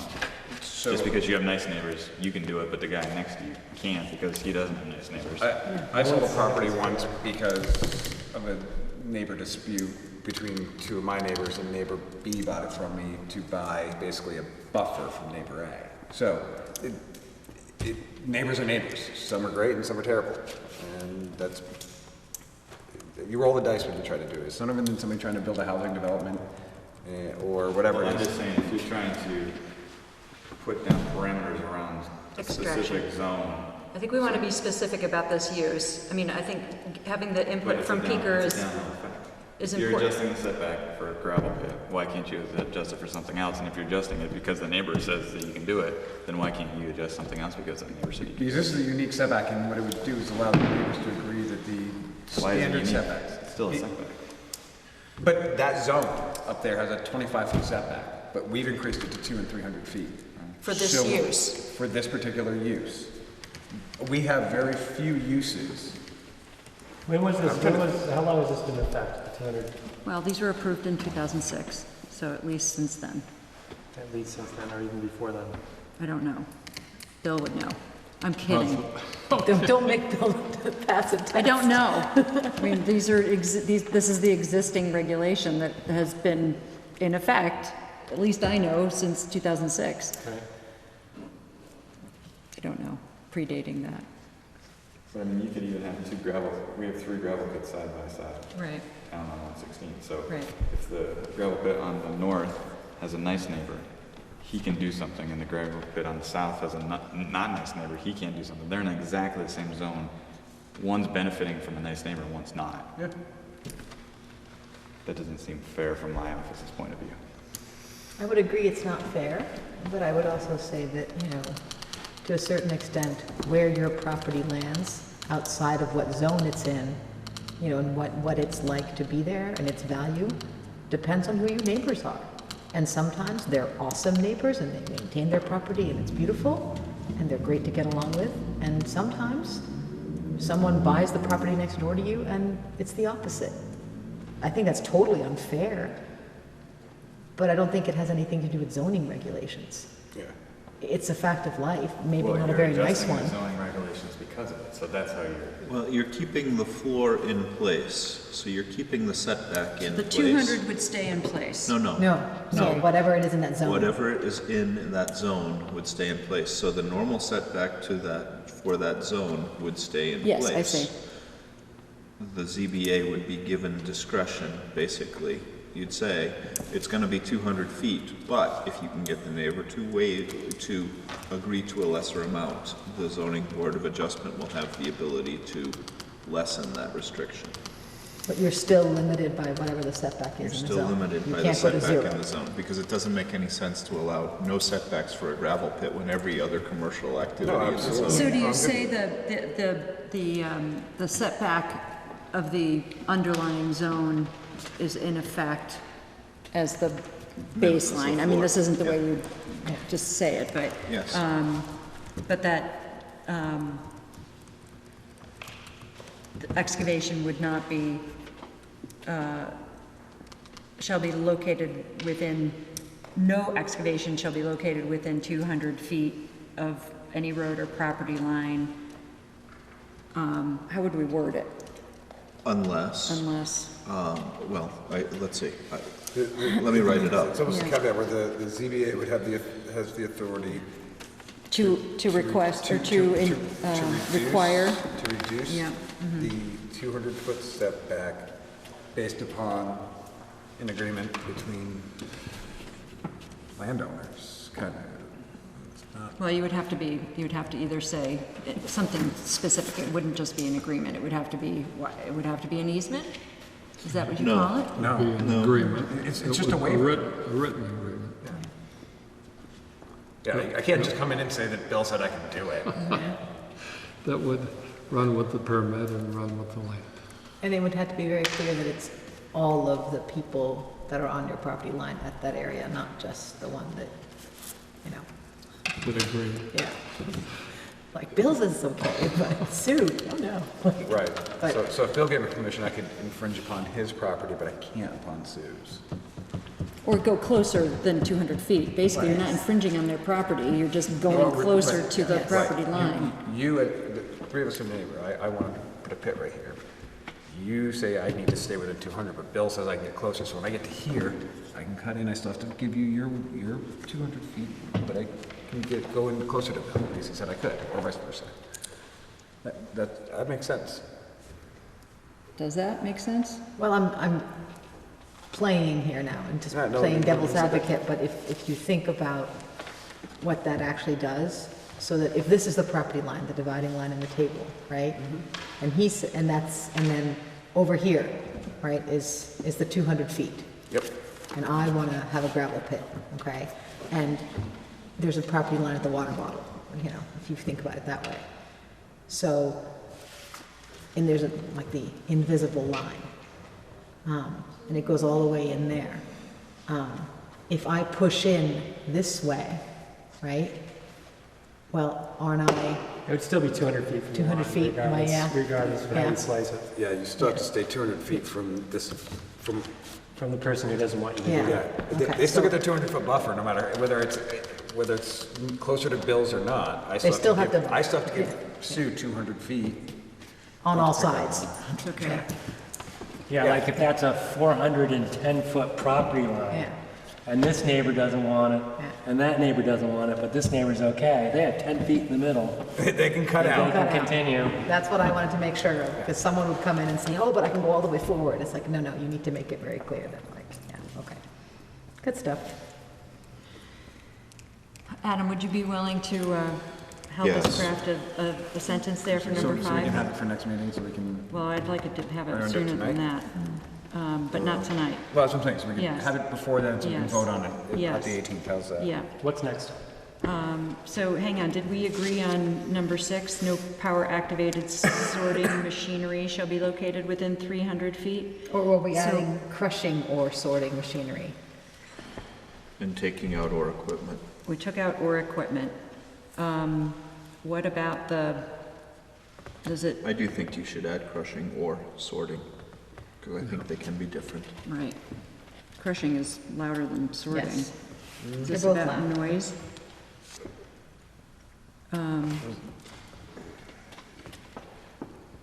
And again, the problem with the property line is if it's out, if it's in one of, I mean, it could be out in a rural area where they've got property owners that aren't there. They could be surrounded on 3 sides by thousands of acres of forest land or that. Right, so but the zones where this is allowed is conservation zone. the only place it's allowed is RA. Is it? We do not allow extraction in the conservation zone. I think you allowed in the commercial district too, but Yes. outside the village planning. Right. Yes, But- yes. So it's yes, the rural yes, planning yes, area is yes. the only place that we allow. Yes, yes, rural planning area, got it. So You're right, but on the other hand, the crushing and sorting machinery would normally be in the middle of the pit anyhow. Right, So you should have room, even at 300 feet, yeah. I think.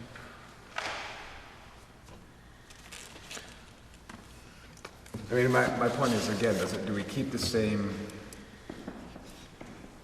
I'm out in the middle of nowhere, and my back neighbor who doesn't care if I put my crusher closer to there, why shouldn't I be, why can't we allow that same sort of leniency on the actual crushing versus the extraction reduction? That's all I'm saying, is I think that would be.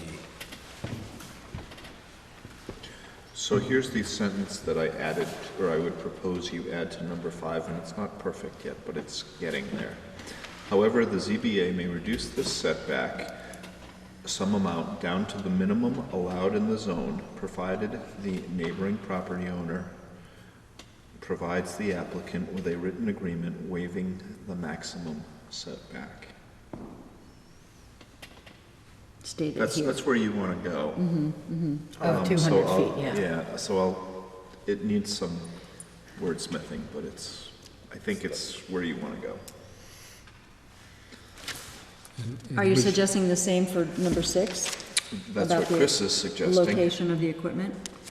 I think if he wants to go through the trouble of getting the agreement, we ought to give him the option. I think there'll be a lot of trouble through what's necessary, But it's an option. give him a chance.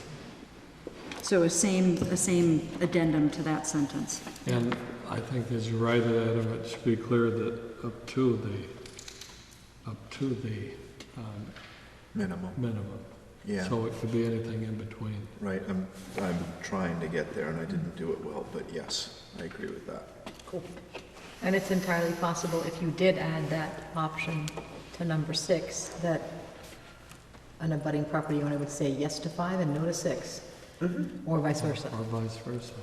Yeah. It's like, I don't care if you have your equipment closer, but you're not coming within 200 feet. You're not digging the dirt, but you can sort on top of it. Yeah. Yeah, Which might make a very practical sense to one particular Use. Yeah, is that, hey, it'll be a lot easier for me to get this equipment in and out if I could have it over here as opposed to over here, I don't know. And it's closer to where my stockpile. I am Maybe, not, Adam, you could also allow for other changes in within the buffer. For example, if you reclaim it and restore it after you're done, that would be an example, and then the easement could be released. That's just one example out of an unlimited number of different compromises you could make.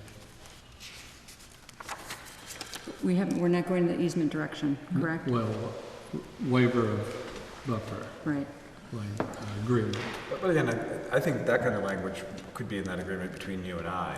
yeah. That's what I'm saying. We just want to give a suggestion that it's not simply an issue of waiving a certain portion of the buffer. It could include other conditions. How's that, Adam? It's a good neighborly agreement. I can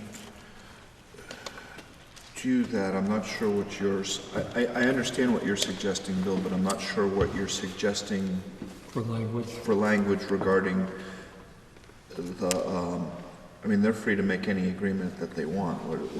And you don't necessarily care what the other portion of the agreement says. Not really, but I don't want them to get the impression that's the only aspect of the agreement is the waiver of buffer. So just a phrase maybe indicating other conditions could be part of the agreement. Okay. Sure.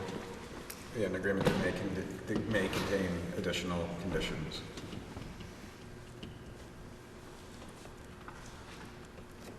So then it gives the budding landowner food for thought. Like A lot of options. Like you said, yeah, but you got to reclaim it, or whatever. Yeah, cool. Okay. Okay, I want to make sure Adam gets his notes down. Okay. I'm set. Okay.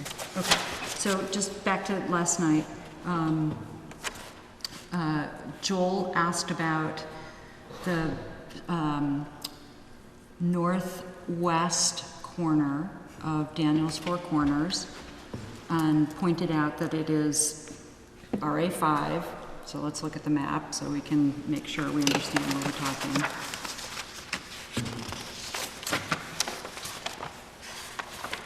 Sorry. Does that help? Yes. I have the right one? That'll help.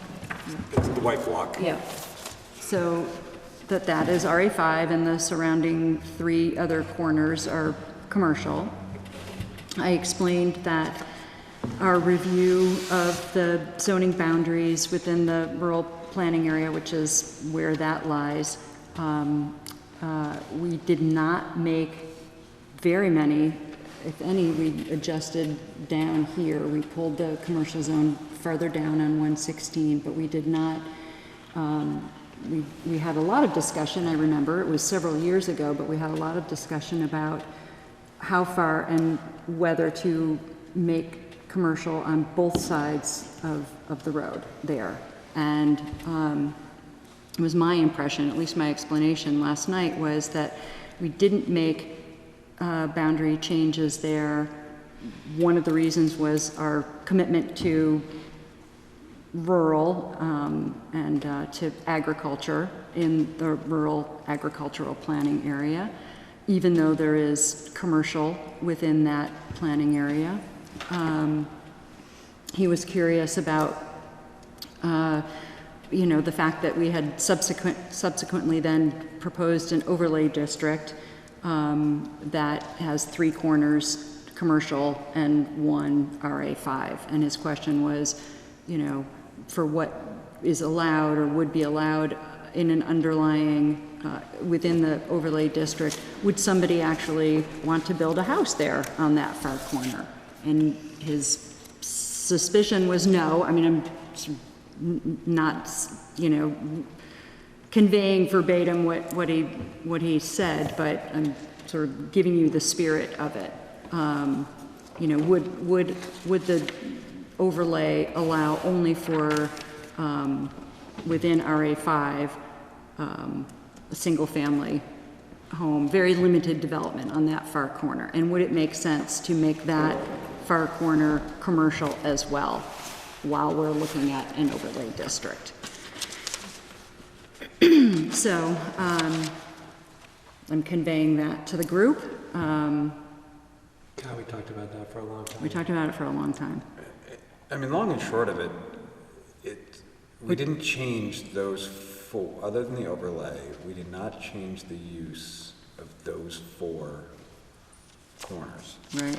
Until we applied the overlay to it, we left those exactly as they are today. Including the boundaries. We adjusted the commercial boundary a little bit here and played with it a little bit down here, but these, the corner properties are as they were.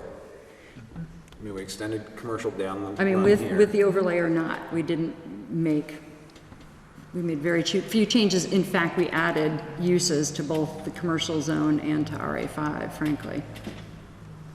Both permitted, site plan, and conditional. Right. So So I'm putting it out there on the table. I mean, Joel didn't come last night, but I told him that I would convey his interest here this evening, and I did email you guys too, but I'm I mean, the RA5, happy to put it out there. all it can be used for, there would be a house, Right, or a church, right. or a communications antenna. I mean, that's literally all. I listed it last night, exactly. Not a lot there, but.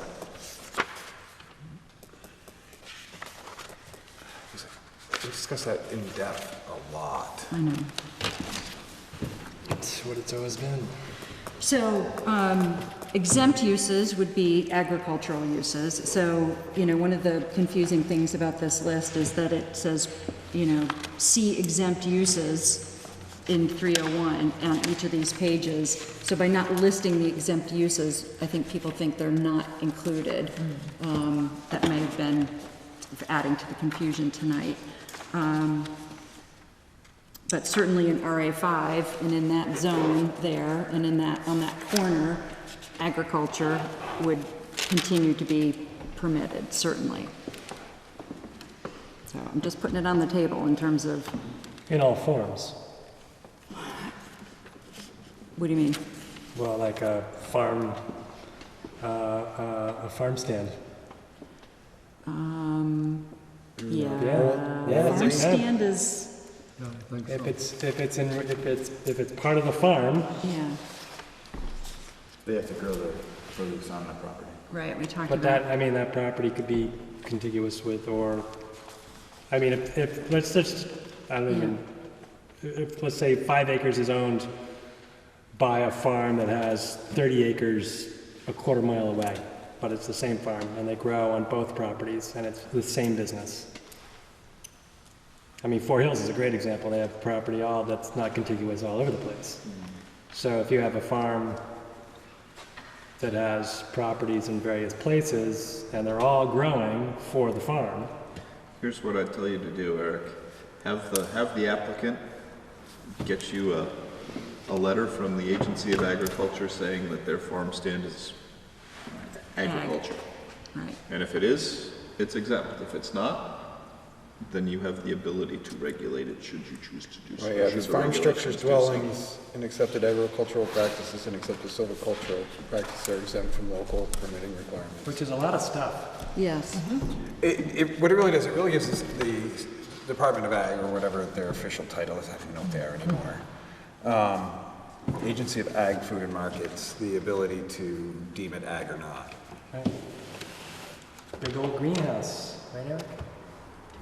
That's right. People put those in their backyard. I heard that.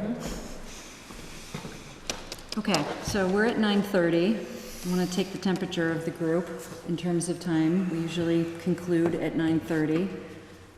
We certainly have received a lot of input and feedback that we need to either compile and consider together and anticipate absorption of it in a very short period of time.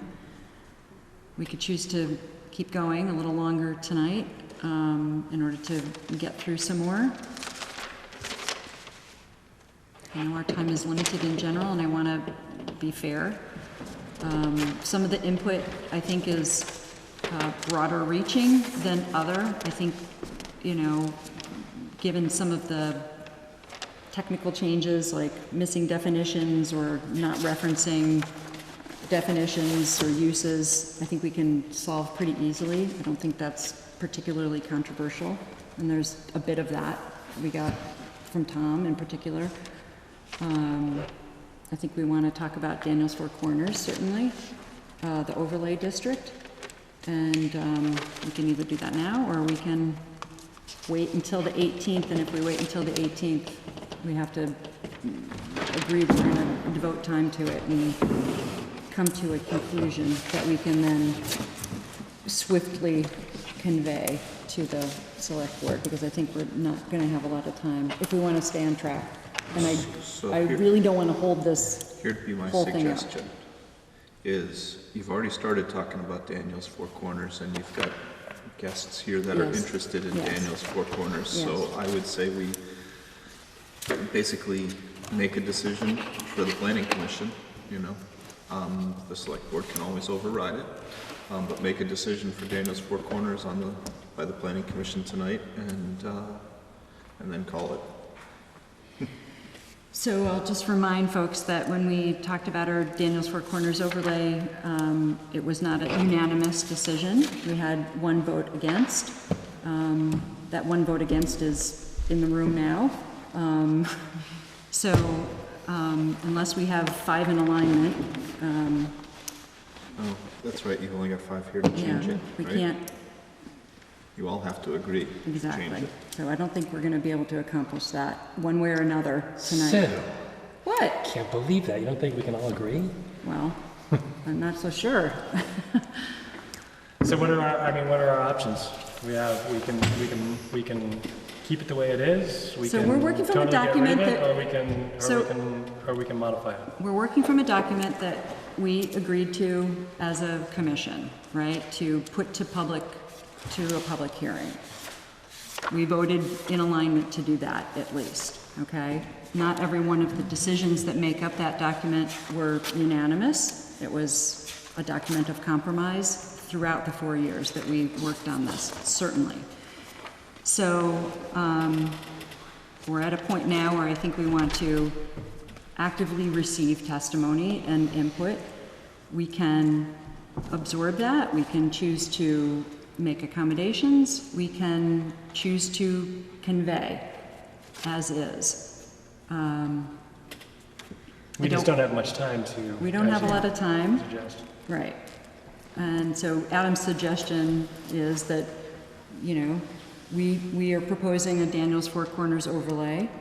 If we wanted to make changes to that, we could, but I don't think we have 5 in alignment tonight to do that.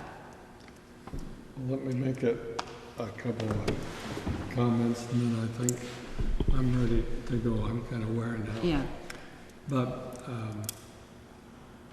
that Lathrop sawmill, I think we need to correct that.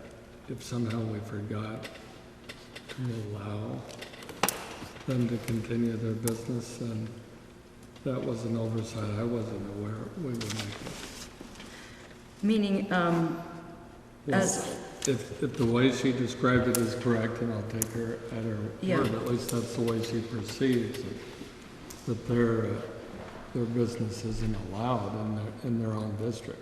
No, it's always been non-conforming. It's always been that way. It's grandfathered in because it's been around so long. The question that comes across my desk is, it's not the same business. So when you start grandfathering stuff that slowly melts into other things, where does the grandfathering stop and where does the new thing start? It used to be a sawmill when my dad worked there, and when they don't saw any wood anymore, and then they were firewood, and now they're chipping, wood. So they were never forest products as they were defined currently are not allowed in the mixed district. So I believe that's why you guys didn't add them. But that doesn't mean they can't stay there. why we didn't add that use. Sawmill. You define sawmill now. Yeah. We've defined it now broadly, right? No. Relatively broad. The As I definition recall. of sawmill is pretty broad. Oh, yeah. Right, for sawmill, yes. So, Which let's they just, wouldn't be right now. they wouldn't be, Sawmill would. even under the broad definition. More of a forest thing. More forest products. So what we also need, I think, is a forest products definition. I thought we had one. Sawing, planing, refining, or processing of logs, trees, or rough timber, rough slabs, firewood, lumber, chipping, pellet manufacturing, flooring, paneling, similar value-added wood product manufacturing. So here's the thought experiment. What harm would it be to allow it? What consequences, unintended and intended, Of would we sawmill. create? Within village mixed. Yep. And she made a valid point in the Yeah. sense that in any of the other little lots, nobody's gonna build a sawmill. So village mix currently includes the Bristol Works area into Jackman's. It includes what is currently the municipal zone, town, I think the dump, right? It includes Stony Hill and reaching down along throughout, it encompasses Lover's Lane and most of the north side of Hewitt Road. So That's what if Village you made Mix. it a conditional use? So that you'd have to meet Right. all the usual standards. Right. Even So if somebody sawmill. did try something outside of that. They'd still have to go through the conditional use process. So, Okay, so that was an important takeaway for you That was, tonight. and- Okay, and so the rather sec- than debate that right now, you're saying that that was an important point that we do need to, It was to me. to you. And Okay. then I'd just like us to think about, would there be a way of extending the village business district up to capture the market? ROC, Yeah. what Tom had Yeah. asked for, I mean, if we've got this new development particular field. in behind the Rite Aid and Shaw's that we hadn't really anticipated when we first started talking about that district. And maybe it wouldn't be such a bad idea to go ahead and extend it down to capture the market. well, I mean, what we're talking there, I mean, then to extend it, a little further down, that would open up a lot of other possibilities for the existing vacated fire station for renovations right now. In HDR, it's got a lot of limited uses. You move it a little bit further up. Now that building actually has some more viable uses. So if we're looking at adjusting that line up a little bit, I mean, much past that, I mean, Well, really, you're only talking about the firehouse, though, right? Because It's on the other everything- side of the street, Everything else is residential, right? right? no, because you have fire station at Billson's and then you have almost home. Yeah. So I'm saying, Right. So if you go up the road, you have the co-housing house, almost home. no, co-housing, private property. Yes, almost. house, Yeah. yes. Almost home, street, house, fire station, house, library, Road. road. Yeah, you could almost take it to Lawrence Lane. Well, Okay, so that's important. And then the last point, which is probably just as well, I'm not here anyhow, because I was not here when we designated you call it the gateway zone. Daniels Four Overlay. Corners. I was not well last year, and so didn't participate in that, but I'd have to recuse myself anyhow, because of my daughter living there, and so, property I have, so We did not know that. You know that at the time. I didn't, certainly. that's okay. Yeah. You did what you thought you should, but I can't participate now. Okay, okay, okay. Okay, I think our time is up for tonight. You are clearly interested in the Daniels Four Corners area still. Can I ask one question? Sure. How can a business get a town permit and get an Act 250 permit, and then all of a sudden be non-conforming? Are you talking about your business? Yeah. Okay. I don't think, yours isn't quote-unquote non-conforming. It's kind of in another world of not being described. Currently, there's no real definition of what you are doing. So it's not that you're Well, in non-conforming this because day you and have age- conditional use. The sawmill is non-conforming because Well, of... no, earlier they said my business would be non-conforming. And, like I said before, I'd like my business to be able to grow. And that makes it pretty hard for me to grow when it's non-conforming. And when I've got a permit that say it's conforming, how can it all of a sudden be non-conforming? Well, if you lay an overlay on top of it, doesn't allow conditional uses, and you have a conditional use, that's why you wouldn't then be able to expand your conditional use Within the Daniels. within the Daniels Four Corners overlay. So right now you have a conditional use in a commercial zone, but if then you put an overlay on top of that that says no conditional uses, well, you have a conditional use. So then you become non-conforming in that zone. Right, So you can't So expand. anything I do extra would be non-conforming? Is that what you're saying? No, because you would then be deemed non-conforming. I would have to look at you as a non-conforming use, like the sawmill, and write the parameters around a permit like that. Like you can't make a non-conforming bigger. Is really what it boils down to. You can't make a non-conforming bigger Yeah, but how can it all of a sudden be non-conforming? because they're laying an overlay on top of it. That one act. How can that overlay be put on something to be making it all of a sudden non-conforming? Because it already was permitted to be a conforming business. How is that legal, I guess? It's the same way Question. that it's because, for example, the sawmill. I keep going. Yeah, but that's different. Well, no, because zoning got put on top of it. Yeah, but that's different. Because that's an old business. They didn't ever get any Act 250 permits, any of that stuff. Right, but it happens quite often. That's a grandfathered business. A grandfathered business and a Act 250 permitted business are two totally different things. You don't have any reference to grandfathering, frankly. You would also be a pre-existing non-conforming business, at least for the town. So for the towns, for the purposes of the town zoning regulations, Act 250 doesn't necessarily matter. They're two separate jurisdictions. Okay, but I also have a town permit. That's right. And the town would honor your existing permit, basically as long as you did not expand the uses, expand any non-conforming uses. So in essence, it is similar to what people consider grandfathered.